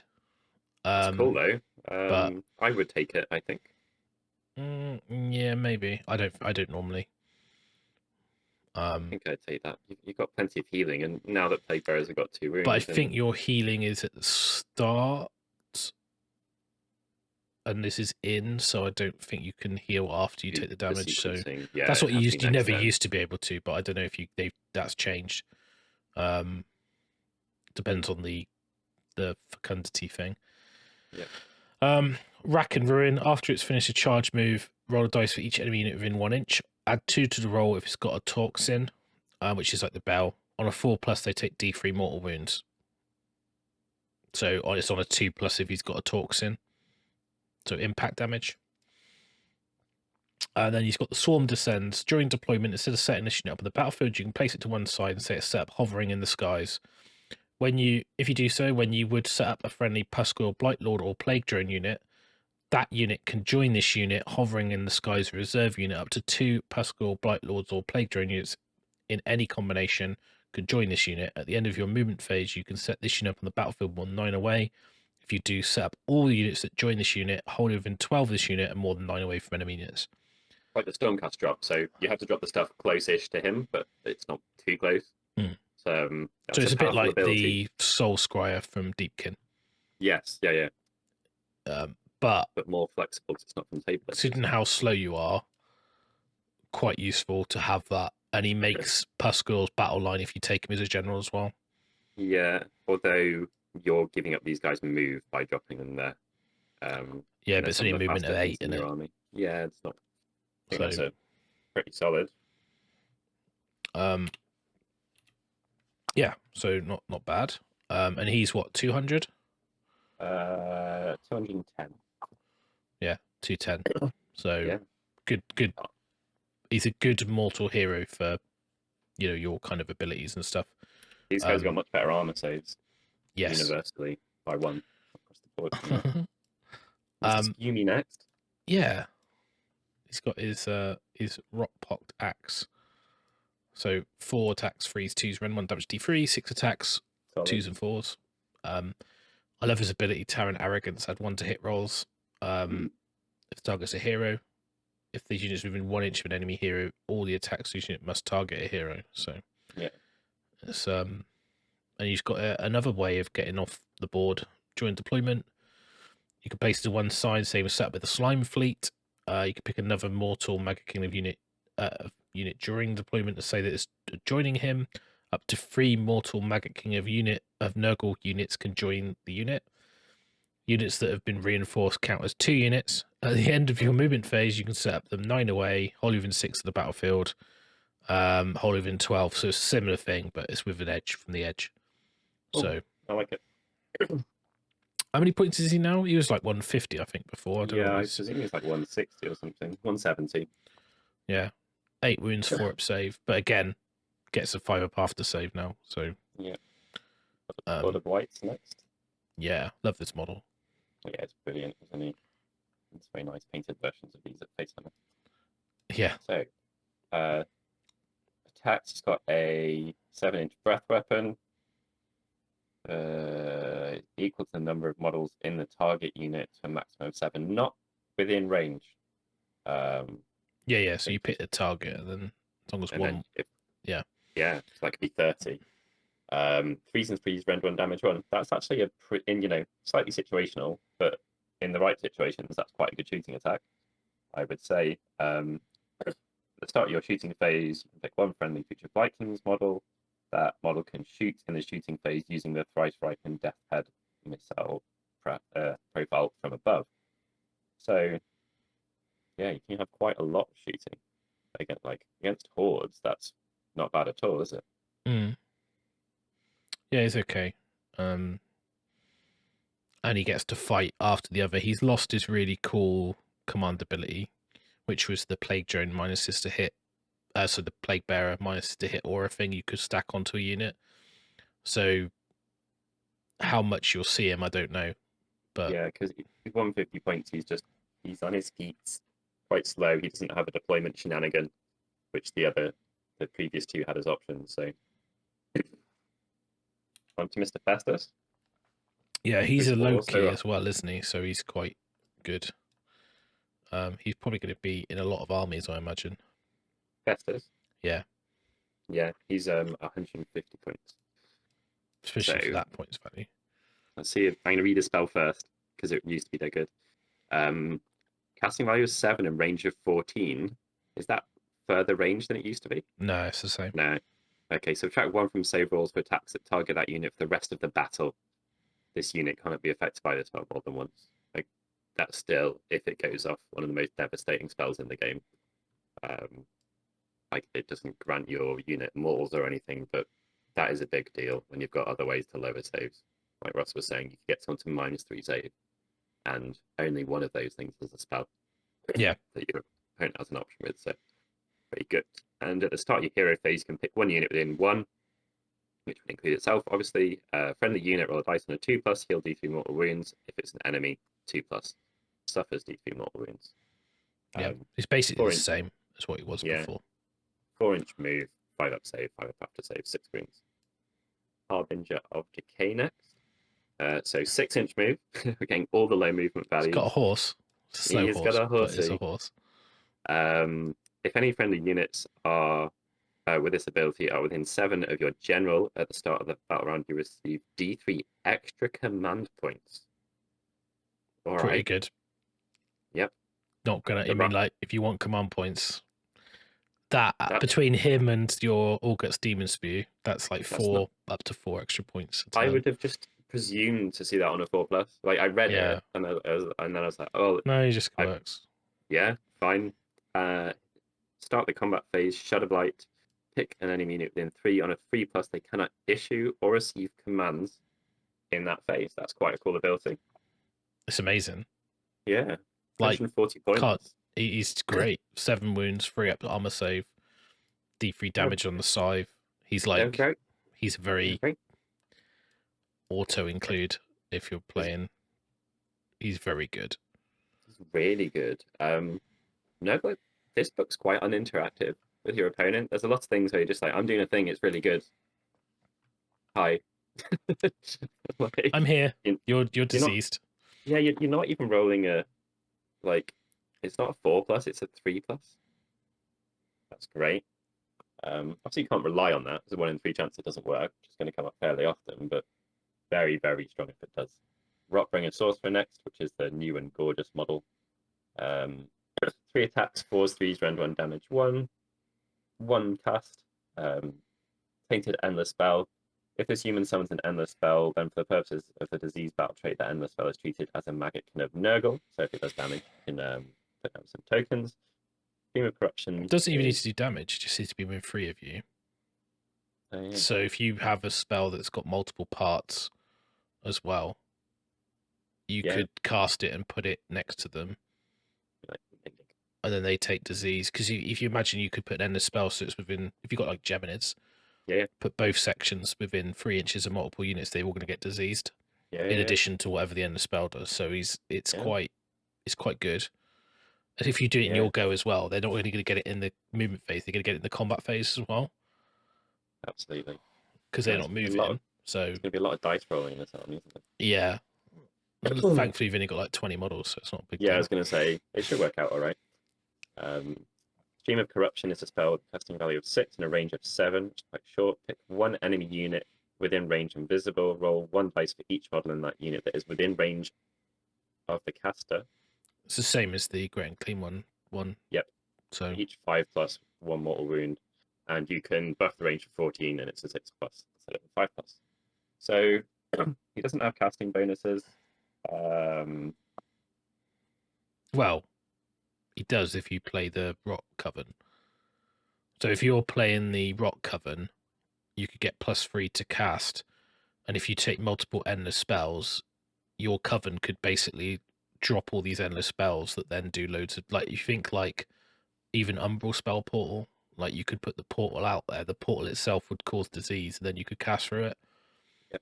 So like, I think there's a list where you take the Filth Coven and you take 3 endless spells, and they sit in a little triangle, and they scatter these things over the table and put disease everywhere. Because I think to get 3 of them is like 360 points. Yeah, it is. It's not that bad. If you had like them, then you take like Festus, the Harbinger, and Orgut's Demon Spew. You're into like 6 heroes that are really good. I think the moment you take that Coven, you're probably opting out of the larger, some of the like they're going to point you in a direction for your list where you're kind of infantry based. Yeah. I guess because they're going to eat up nearly a Great Unclean one's worth of points, whatever. He's 145 points, as is the Lord of Plagues, who is next. 4 attacks, 3/3s, rend 1, damage deep 3. You receive 1 contagion point for each enemy unit that is destroyed by an attack made by this unit. Yeah. Okay, I guess. Not too likely to happen. 7-fold slaughter. At the start of combat phase, you can pick 1 friendly future Blight Kings unit wholly within 12. Add 1 to the attack's characteristic to the melee weapons used by the unit to the end of that phase. And he's got Lord of the Blight Kings in the combat phase. When you pick this unit, it's the same thing again. Another unit can fight in tandem. Yeah. 145. I quite like him, but I don't think you'll see him because you'll go like, well, I can have a Harbinger, which is just better and faster. But if you've got a big unit of Blight Kings, getting 1 extra attack on each model is good. But yeah, Blight Kings are expensive, so. Yeah, I was going to say, by definition, then you've already got, like, if that's a Blight King based army and one of them is a big unit, you're not going to be hugely high on points left to spend. He'd be one of the first things, I guess, that would get dropped out. Fecular Flybone is next. Another wizard. God, everything's a bloody wizard. Once per battle in your hero phase, she can cast an additional spell. Summons an endless spell. It's tainted. It's got the Maggotkin of Nurgle keyword. So same as the other guy. And Stream of Corruption. So she's just like the Rotbringer Sorcerer. She's basically a Rotbringer Sorcerer, but she's got the Blessed Sun's host. But she comes with the Wormsplat because this is the Underworld's warband. They've got 5 wounds each. 4 save. Now there's 2 of them, so they count as 2 models each for objectives. They also are bodyguard for her, so take her wounds on a 4+. And they've got 5 attacks, 3/3s, rend 1, damage 1, which is the Blight King profile. And at the end of the combat phase, you can pick an enemy unit with a wounds characteristic of 3 or less. Roll 1 dice for each model in the unit that's within 3 of that enemy unit. For each roll that exceeds the enemy unit's wounds characteristic, they take a mortal wound. Okay, mortals. Not bad. This is why like a big Blight King is quite good. So if you've got like 15 Blight Kings, and you're fighting because they've got this rule, and you're fighting a 1 wound or 2 wound unit, even like Stormcast, like Vindicators or something, you know. Yeah. Then on a 4+. Well, it's not. It's on a 3+ because they've got 2 wounds each. Yeah. Oh, yeah. So it's 15 dice on a 3 up. They take mortal. That's great. In addition to their normal damage. Again, this is why it's an army where you don't particularly care about your unit's rend characteristic. Like, no, it's basically rend 1 on everything. And if you've got Festus and you've got a Rustfang, you can drop their save by 2 anyway. So it's fine. So Blight Kings, 4 wounds each, 4 up save, movement 4. 5 attacks, freeze, run 1 damage. We already talked about relentless attackers. It's the same. You have to reroll battle shocks of 1 for enemy units within 6. And 1 model in every 5 can be a banner. Add 1 to the bravery, so it's bravery 9. So just solid, but they've gone up to 250 now, points wise. I find them being mad, and I can't see. They're right at the top because they're battle line. Yeah, 250. There we go. Yeah, 250. So a lot of points. Decent amount of wounds, decent save, much better save than Plaguebearers. But you're getting 20 wounds at a 4 up save with a 5 up after. Yeah, with much higher quality of unit. 25 attacks. Yeah, so same amount of wounds, 100 points more. Yeah. How do you feel? Would you be on these guys because you like the models, or yeah? I always, the problem I had with Nurgle in the old book is you always had to take demons to make the army viable. Yeah. Now I think you could sit completely in mortal and it would be good. Feels like the stronger side of the book. I think so.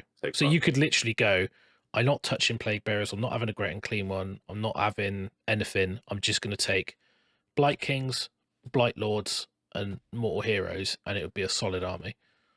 Yeah. I don't think you need to. I mean, I know that Plaguebearers are good and they're cheaper and you kind can of have skirmishy, weird, seafaring people jumping on from sides of the table or flying up. Mm-hmm. So onto the Blight Lords then. I'll go for it. Yeah, so the Puscoils, again, they're Blight King sat on a fly, so they're exactly the same. 5 attacks from the guy at the top, 6 attacks from the beast, 8 wounds, 4 up save, movement of 8. You get 2, so 16. And the good thing is they've got the mortal wound impact hits, and they've got the relentless attacker as well. So bit of chip damage. They're not particularly, I don't think they're particularly good in combat, but 20 points for their 16 wounds, which is really comparable to the other stuff. So you get, they're cheaper than Blight Kings. Can be battle line. They can be battle line. Now I quite like them because they're faster. Mm-hmm. The models are cool. Do a little bit more damage, obviously. But obviously compared to a unit of 5 Blight Kings, you're getting less. But yeah, I mean they're okay. Again, just getting an after save on your mortals is huge. So I do like them a lot.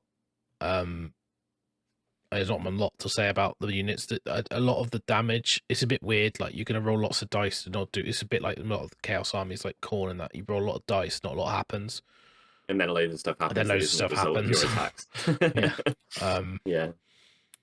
And then we got the Feculent Narmor scroll. So it's a faction terrain. You set it up after territories, wholly within your territory, more than 3 from objectives, other terrain, endless spells, invocations.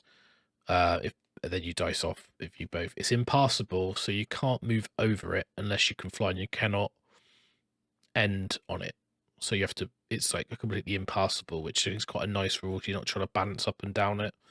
And you're getting to place it as well, so you can be tactical with that. Yeah. Make your opponent go around something or whatever. You can't put it within 7 of another Narmor, and I think that's to stop you making Narmor walls, basically, where they can't charge you. Because otherwise you'd be able to put them in like a triple like that, and then sit in the middle, and they can charge you with Archaon. Yeah. If you took like the 2 trees and Horticulus, you could put all 3 next to each other, which is why that rule's there. So if you wanted to be cheeky with this, and there's something you really didn't want to get hit for some reason that was standing at the back of the board or something like that, you could just stand it at the very back of the board and then the normal here. Yeah. And then something with a big base wouldn't be able to get into within half an inch. You can do it with the Coven. Yes. If you really wanted to. You could triangle them, couldn't you? Yeah. Yeah. You could leave gap to run out the sides if you really wanted to. Or you could take I don't know, maybe it's a bit weird, but you could take the bridge and then they could bridge out and then teleport out.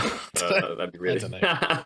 I don't think really it's weird. Worth doing. It's just a bit fun. No, but in the right scenario though, if your opponent has has to come to you, you could have these guys just sat, making it quite difficult for your opponent to get to an objective. I think placed on the side or behind it. Or something. Problem is the next rule. So uproot. If the terrain feature is affected by rule says it cannot use the scenery rules, you remove it. Oh, you just take it out. So your monster just rampage, step on it, it's gone. Then you charge the guys hiding behind it, and they're like, "No." Yeah. And it's treated as a friendly unit with the Maggotkin of Nurgle keyword for the disease battle trait. And at the start of your hero phase, you get an extra contagion point for each feculent Gnarmor in your army that is on the battlefield and there's no enemy models within 3. So if they're within 3, they get disease. If they're not within 3, you get contagion. So it's okay. Like, it used to be D3. It's not as good. Yeah. So I like it when terrain isn't overpowered, though. We don't need another Lumina. It doesn't give you run and charge for the bells. So yeah. Yeah, so that's all the stuff. Lots of special rules. So, like, one of the things I think with this army is you got so many rules, like so many things. Like, oh, you need to roll dice, or you need to get a disease point, or it's so much to remember. You're gonna need Epidemius or the Scrivener's book, like bookkeeping. Like, I genuinely think this is a laminated list, dry white marker. When you have the things to remember to do, you put a number for the amount of things that you might be doing or whatever, or a tick, and then you get to the phase where you do it, you wipe it out, and you do it every phase. Otherwise, you're gonna you 100% want to get a pool of like slimy glass tokens or something, so you could just go, right, they've got 5, they've got 4, they've got 2. I'm sure will do something bright green. You could even use dice, so you could actually get some luminous green dice. Yeah. Put those next to the units that are getting the points, and then you literally just pick those dice up, add 1 and roll them, and then leave 1 dice behind. And then that's your roll. So it's a lot easier than counting dice every time, looking at the tokens. Yeah. And so I would probably get some small, not the big chunky dice, but smaller dice, and you get 12 mil instead of 16. I think you can get those like really nice green and black luminous Chessex Vortex green ones. Yeah, and they're like luminous green with black. They're really pips. Clear, like they're the type of thing that look particularly good on stream because as a visual representation on stream, that would be kind of cool because you would see these little gorgeous, bright things denoting how much damage something might take, and then you just pick them up and roll them. Yeah. So that's the army. Again, I think it's gonna take some play before people really get their head around it. Yeah, that's self-included. I like the Rock Coven. I definitely think there's some stuff to play around with in that. But in terms of like Plaguebearers seem to have become less no-brainer, which is nice. Yeah, it's really good. But they're still really good, especially if you take if you want to go demons and you take, your Sloppity and Scrivener, and Great and Clean ones are like solid now, but they're expensive. Yeah. But they're probably a bit undercosted, so do you think 495 probably, is it too much? I don't know. But I think they feel 460 to me, 450, 460. But yeah, I have to see how their stuff works out. They are, they're going to stick around for ages, and they're a buff piece to the rest of your army. The biggest thing I'm struggling with is just how slow the army is going to be compared to what it was before. Because I remember playing it, and you're like, "Oh, I'm going to move +3, move the wheel, +3, move for this, run and charge off the tree." Wrong tempo, didn't it? Oh yeah. But like the style that Nurgle should have been. But if you played that version of Nurgle, this is the kind of thing I was saying before. Like, if you've only played AOS Nurgle from that book, you're not going to think of the old lore of Nurgle being slow and resilient. You're going to think of that's what Nurgle is because that's how they played, right? Yeah. Blades charge in, wipe something out. Yeah, and like cast blades, but you still got ways to drop from the sky. With I like the fact you've got the droning ability on the Lord of Afflictions. It's not from a formation. Was before you had to take a formation. You've got a lot of table wide stuff. You're not just like a load of your AoEs are bloody huge, and a load of the other stuff is just it's a rule on a scroll or it's an army wide rule, so you're not restricted to being within range for stuff, which is quite nice. Orgut's Demon Spew is awesome. Like I'm just hands down awesome. Yeah, I like those three are the three best things in the book. Like reading them, I was like, yes, like you could take all of them. Yeah, 100%. Like, and I would love to play that army because that's fun. It'd look insane. You could literally go like 5 Blight Kings, 5 Blight Kings, a unit of Pascoil Blight Lords, a Lord of Afflictions, all 3 Maggotkin Lords, and like some Chaos Sorcerers, and you're probably there. Yeah. I personally, like, I've always been excited about the Mortals anyway, so this for me is like, I know that there's probably a lot of Nurgle Demon lovers, but I really like the Mortals, and it feels good that I can actually play a Mortal army now that isn't going to be awful. How many points is Lord of Afflictions? 200. I can't see him. 210. And then what's the Harbinger? Boop, boop, boop. Where is he? Harbinger of Decay. 140. There you go. So 2 Pascoil Blight Lords, a Lord of Afflictions, 2 units of 5 Blight Kings, all 3 Maggotkin Lords, and a Harbinger of Decay is 1990. I mean, that would look so, like elite and cool and badass. It's a lot slower to paint than the traditional Nurgle armies, though. Like, it's completely different. Unless you absolutely depends if you already got most of it. Yeah. But it'd be cool, right? Because you've got the 3 Maggotkin Lords, you've got the Harbinger of Decay, who follows basically all guts around, giving you extra command points. You've got 2 units of Blight Kings, 1 unit of drones with the Lord of Afflictions that can drop from the sky. Skirmishers, yeah. So you're... Can your Blight Kings skirmish as well? Have you got no? You'd have to take Gutrot Spume. But that's a swap that's available. Yeah, it's a swap out for the Harbinger. It's a straight swap. Yeah. I think so. Because he's what, 150 more than 150? Is he 160? Gutrot Spume. I'm struggling to find stuff in the list. He's 170. He's 170. Yeah, you wouldn't be able to. You could swap another. Well, you could drop the Lord of Afflictions and then change the Pascoils into Blight Kings. Yeah. And then you'd be able to get him and you'd keep the Harbinger. Because that's some options, right? You could deploy and your opponent's like, she go what? That means like I don't know what to do. Where's his army? You basically have nothing on the table apart from these 2 who are just pooping out. Yeah, CPs so that's being command 1980. Points. 3 units of 5 Blight Kings, Gutrot Spume, a Harbinger, and all 3 Maggotkin Lords. 1980. Oh, that'd look so cool. Yeah, because you'd have a unit for each one, and then that'd be amazing. But then you probably want Festus, right? Yeah. Do you feel like the Maggotkin? I personally wouldn't take all 3 Maggotkin Lords. I wouldn't bother with the Healy tanky one. I would take Orguts and Blow-Ab. Yeah. And I wouldn't bother with the other dude, Twiceborn, whatever his name is. Well, spending 600 points is so much less than 920. It really opens. And that 320 points is then Festus and something else. It lets you just go like Glockin, Orguts, Blow-Up, best looking army ever, minimum. Like, think of that big guy, 2 smaller guys, unit, because that would be what? You can't. You'd have to take some Plaguebearers. Yeah, you'd have to take Plaguebearers instead. One thing I think you would probably want to do is maybe look into your ally pool for stuff that's fast. Because one of the things Nurgle used to be really good at, and that's with the +3 move and the wheel and all that and the run and charge, is getting stuff into table position on objectives before they get to go and then surviving.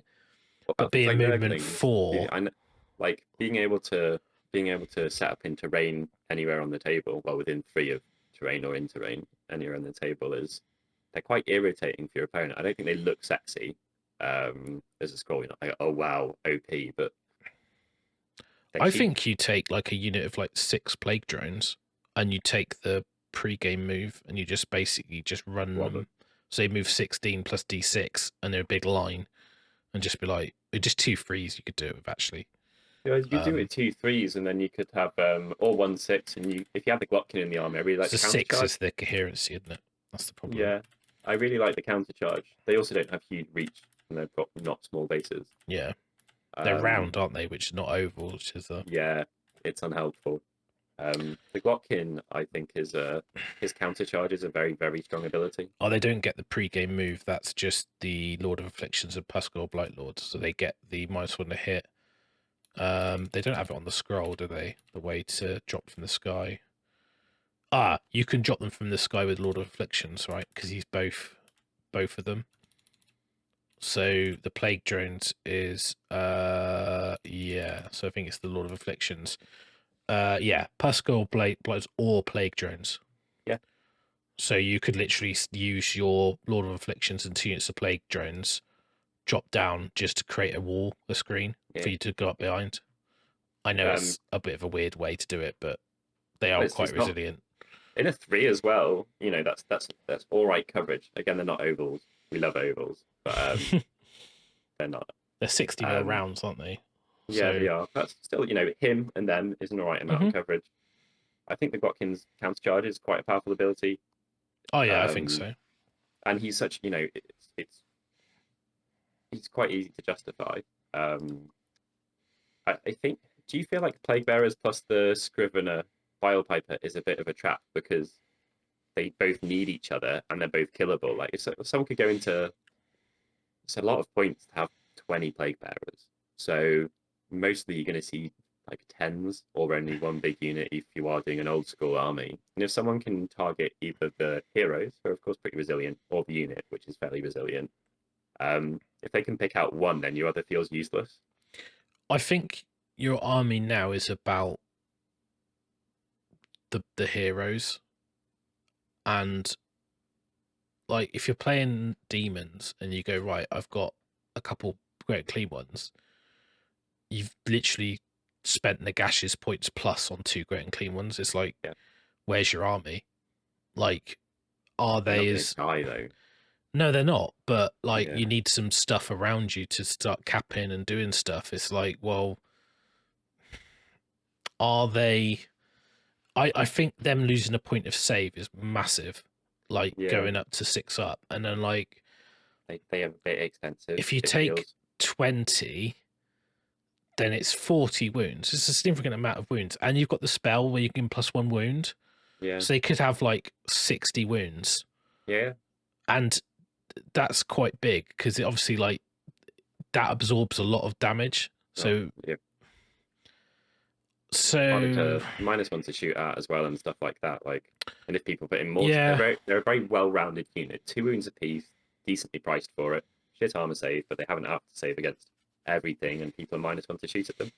I think then, you'll probably end up doing something like having 1 unit of 20 and 2 units of Blight Kings or something like that, and then you which is what I used to do, like 1 unit of 30, 2 units of 5 Blight Kings.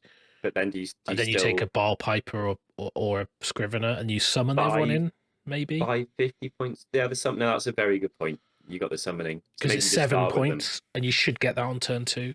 By turn 2, you should be on 7. I like that. Yeah. Because you're going to have models in your deployment, and they won't have any, so that's 4.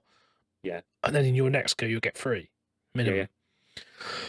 Yeah. So you should get 7 turn 2. Put Vilepiper down or. That's quite a nice strategy. I think you just write your list and you just don't buy it, and you just because you don't really need him until turn 2. Yeah. You're not getting their turn 1 anymore. That's not a thing. So no, and they might get to you, but you're Nurgle. You'll probably be fine. You'll be all right. I think Emerald Lifeswarm makes Plaguebearers way better. Like if I was playing that list we talked about, which was the Thricefold Emerald Lifeswarm 3 units of 10 Plaguebearers, I think that's pretty good because those Plaguebearers they're really hard to get rid of. Yeah, and you summon in a Scrivener, T2. Yeah, you just and to be honest, your summoning points in that army would be nuts because you'll be getting the bells as well, and then you could take the one with the extra tree. So you got 2 trees, so that's 2 points plus the 3 plus 4, so you're up to like 6. You should easily have 7 on turn 1. You could even get another tree. Like you should better do them on turn 1.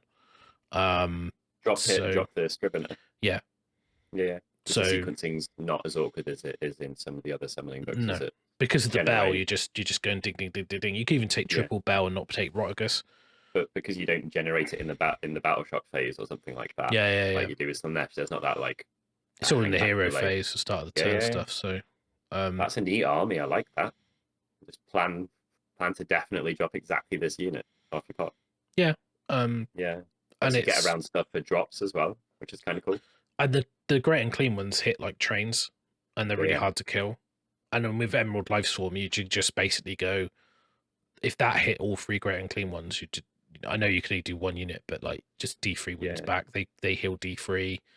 You know, you could put models back in the Plaguebearers. It's like well, you go 2 and Rotigus. You get 2 artifacts. On do whatever you want with them. You pointed out flaming sword is a pretty nice. It's option. A spell, yeah. But I would take, if I was going artifacts. So what would you take? Trait wise, I would take command trait. You could do add 1 to attacks of melee weapons used by Maggotkin of Nurgle units where they're wholly within 7, which is pretty good once per game. But Nurgling Infestation probably -1 to hit. Add 1 to hit rolls made by swarms, or one of those.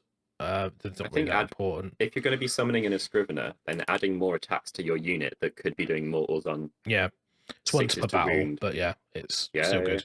There's a scary turn. So it could be. It's not a unit, is it? It's units within. Yeah.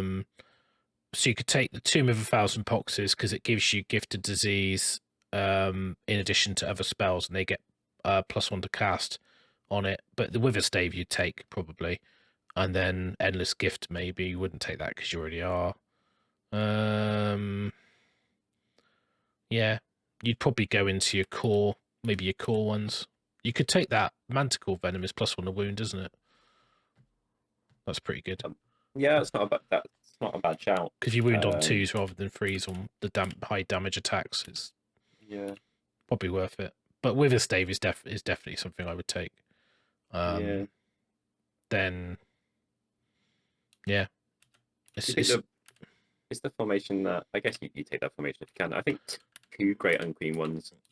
I think if you're just playing in the theme, then you take Rotigus and 2, and then you've got 1 artifact on both great and clean ones, and then you can, Well, I think I go. But I don't think it's good in terms of.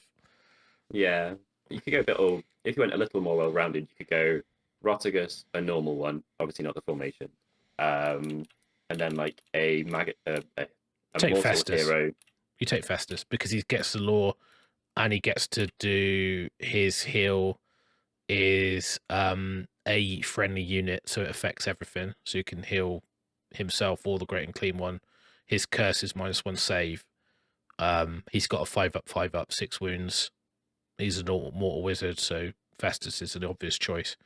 The Harbinger is good as well because. Well, you could drop the great unclean one. You could go for a Harbinger with the Rustfang and Festus. Yeah.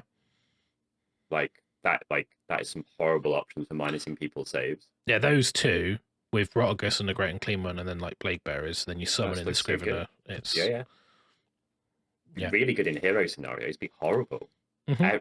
How many good heroes do you have in that list, including 2 great unclean ones? Rotigus' spell is that's very well rounded for mortal wound output as well. But I honestly, the more I get into the list, and I think, what's better? Is it better to have a great and clean one or blow up Rotspawn? And I'd probably rather have blow up Rotspawn. Would you go, if you had 1, would you go for Rotigus or a great and clean one? Obviously, you don't get to put artifacts on. Normal great and clean one, I think. Yeah. Because you can have an artifact, but also the bell, I think, is huge. Yeah. Because getting that extra, 1 or D3 contagion every turn when he rings his bell is pretty massive, and he's got the shooting attack that Rotigus doesn't have. I like Rotigus, but Glotkin's quite restrictive, but is awesome. That's a big old chunk of your army. You take him instead of a great unclean one, but him and one of the 300-point lords is quite a nice it's just 1,000. That's 1,000 points. That's like having 2 great and clean ones. So you could also have like 1,000 points of whatever, and then your other 1,000 is I take all 3 Maggotkin, or I take a Maggotkin on the Maggotkin, or I take 2 great and clean ones, or I take a great and clean one, a Harbinger, a Scrivener, and a thing. So you basically got like hero block. Yeah. So you can literally just cycle those round and just go. It's really nice that all of the lists we've spoken about here are like 1980, 1970, 1950, 1995. I don't know if that's been done purposely, but quite a lot of the things aren't more than 150. No. Or they're a lot more.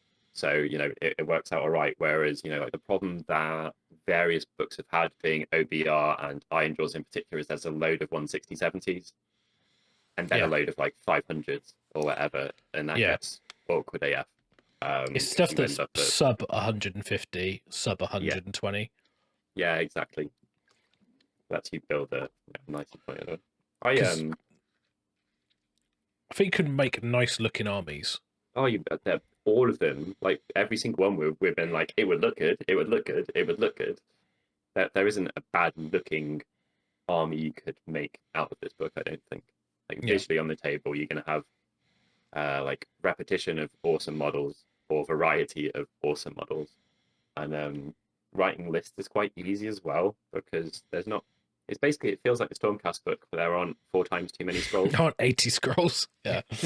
So you don't have to wade through the similar named things to find the good ones. So I would say, if we're going to sum up then, I'd say winners are mortals. It's and the big winner is the Maggotkin. Big losers, comparatively. Yeah, I would say I would say Plaguebearers, but I think like I'd say like drones and all the demon stuff's a bit.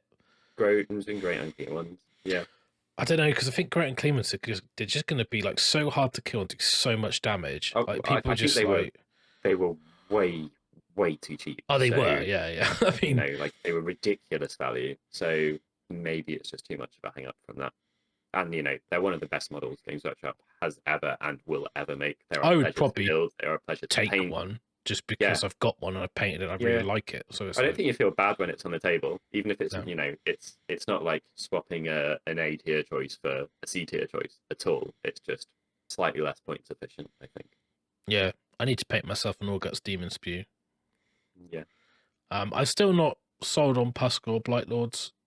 I want them to be good, but I think I just think it takes so much more to paint and build.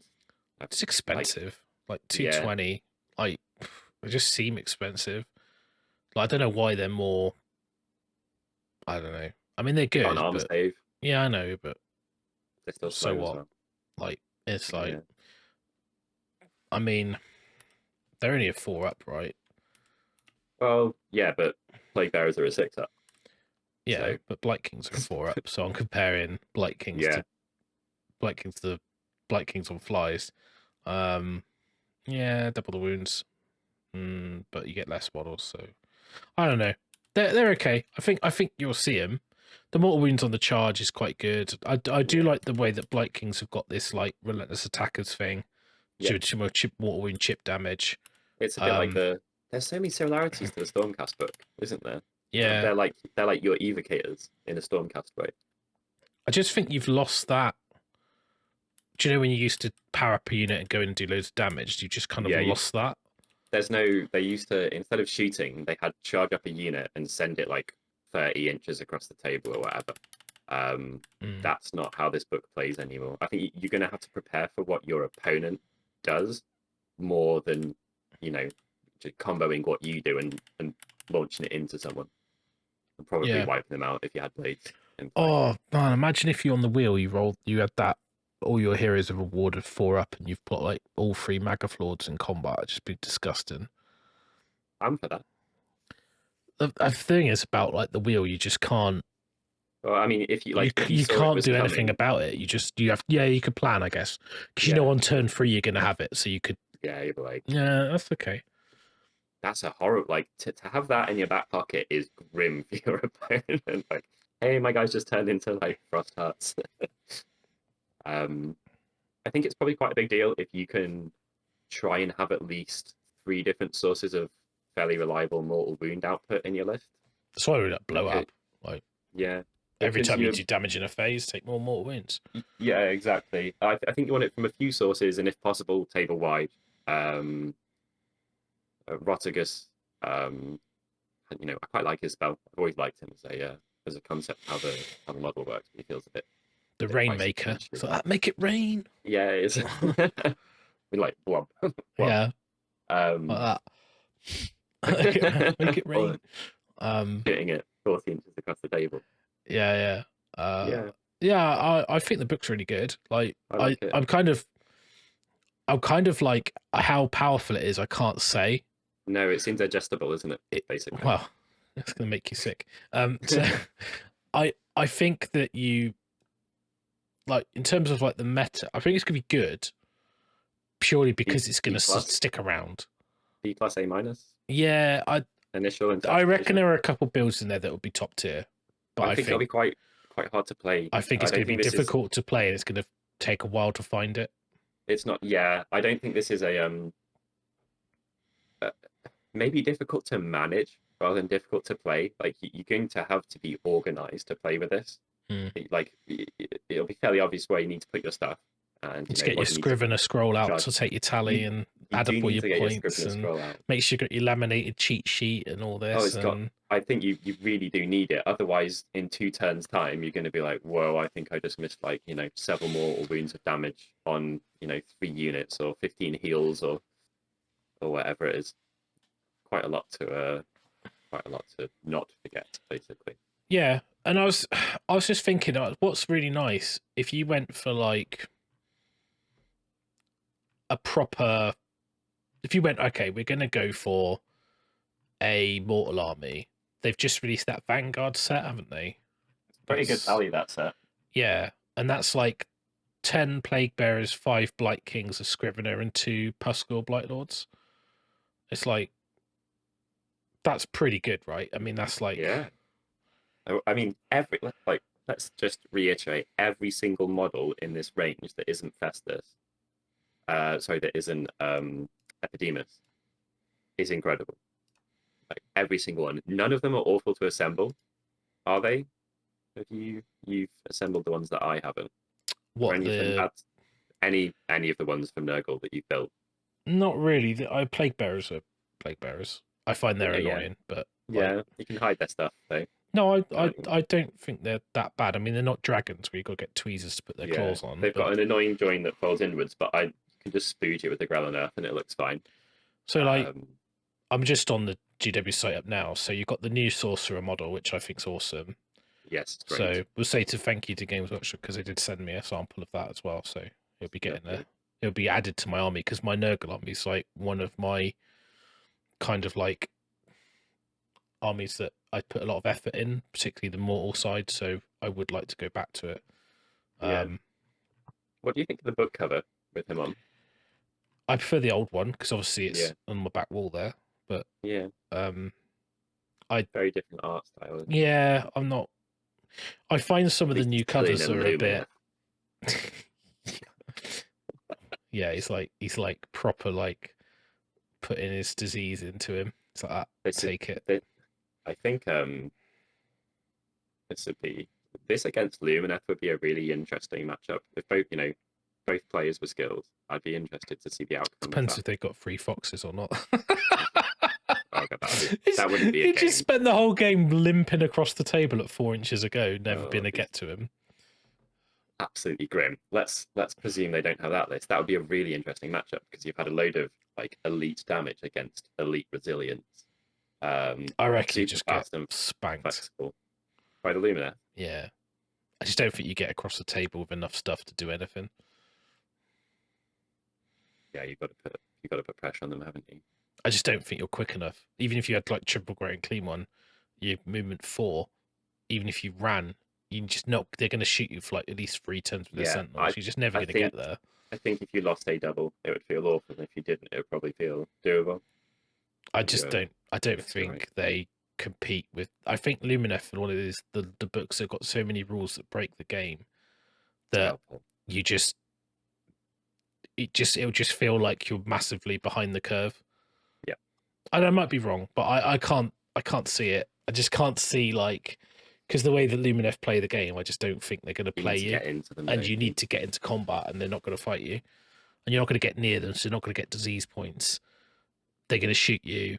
Yeah, you got a mortal save, but so what? Their move is it's gonna. The move is the thing that will dictate the tier of the book. I think, like, whether that it turns out to matter, and how much of the time it does, against particular armies. I think that'll dictate where they fall, basically. Have you seen the new Nurgle dice? The purple and green ones. They look really nice. No. So pre-order today, now as this is released. If you want to help us and get them from Element if you're in the UK. Pick up some templates while you're at it. Yep. To know where to blob your men. Whether your 5 model army are in range or not. So yeah, I do really like that Vanguard set. I think that's a really nice mix. Everything in there you're gonna want, like, because even you could take one of those Puskals and make a lot of afflictions, which even when I played, I didn't take Puskals. I always had a lot of afflictions in my list because he's a good fast mortal hero. Yeah. And if you take drones, it allows you, because I've got drones in my list, it would allow me to drop drones from the sky, which gets around the movement issues. Yeah. So yeah, I rate it. I think the start collecting Nurgle Demons is still a thing, right? So that with this would probably be enough for a decent army. Yeah. Then you got to buy a great unclean one, and you got a load of options quite easily. Get those fine cast Festus and Harbinger. Lovely plastic models that you can stand on top of Nurgle. Or just convert some. Just saying. And then get your Epidemius. all those horrible fine cast models to get.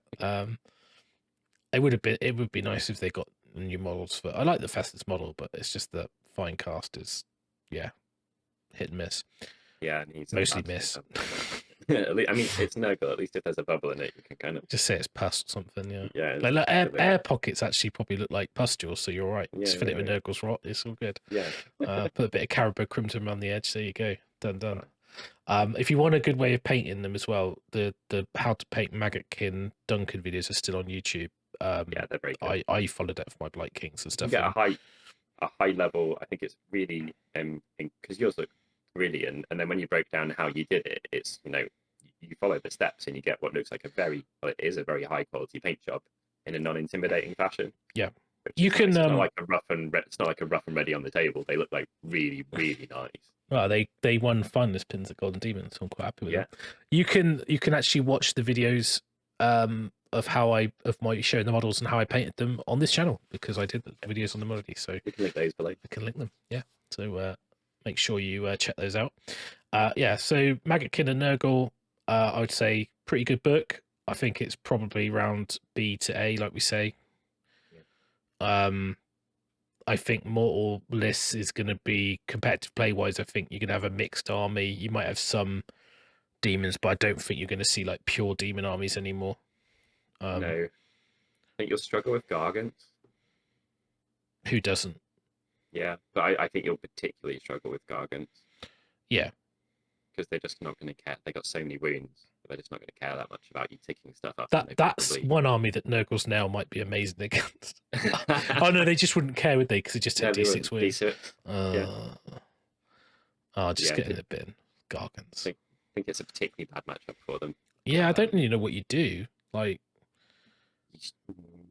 because your disease points is going to be significantly worse, right? Because you can stop people from best day evering and stuff like that is good. Yeah. And I mean, you've got some debuffs.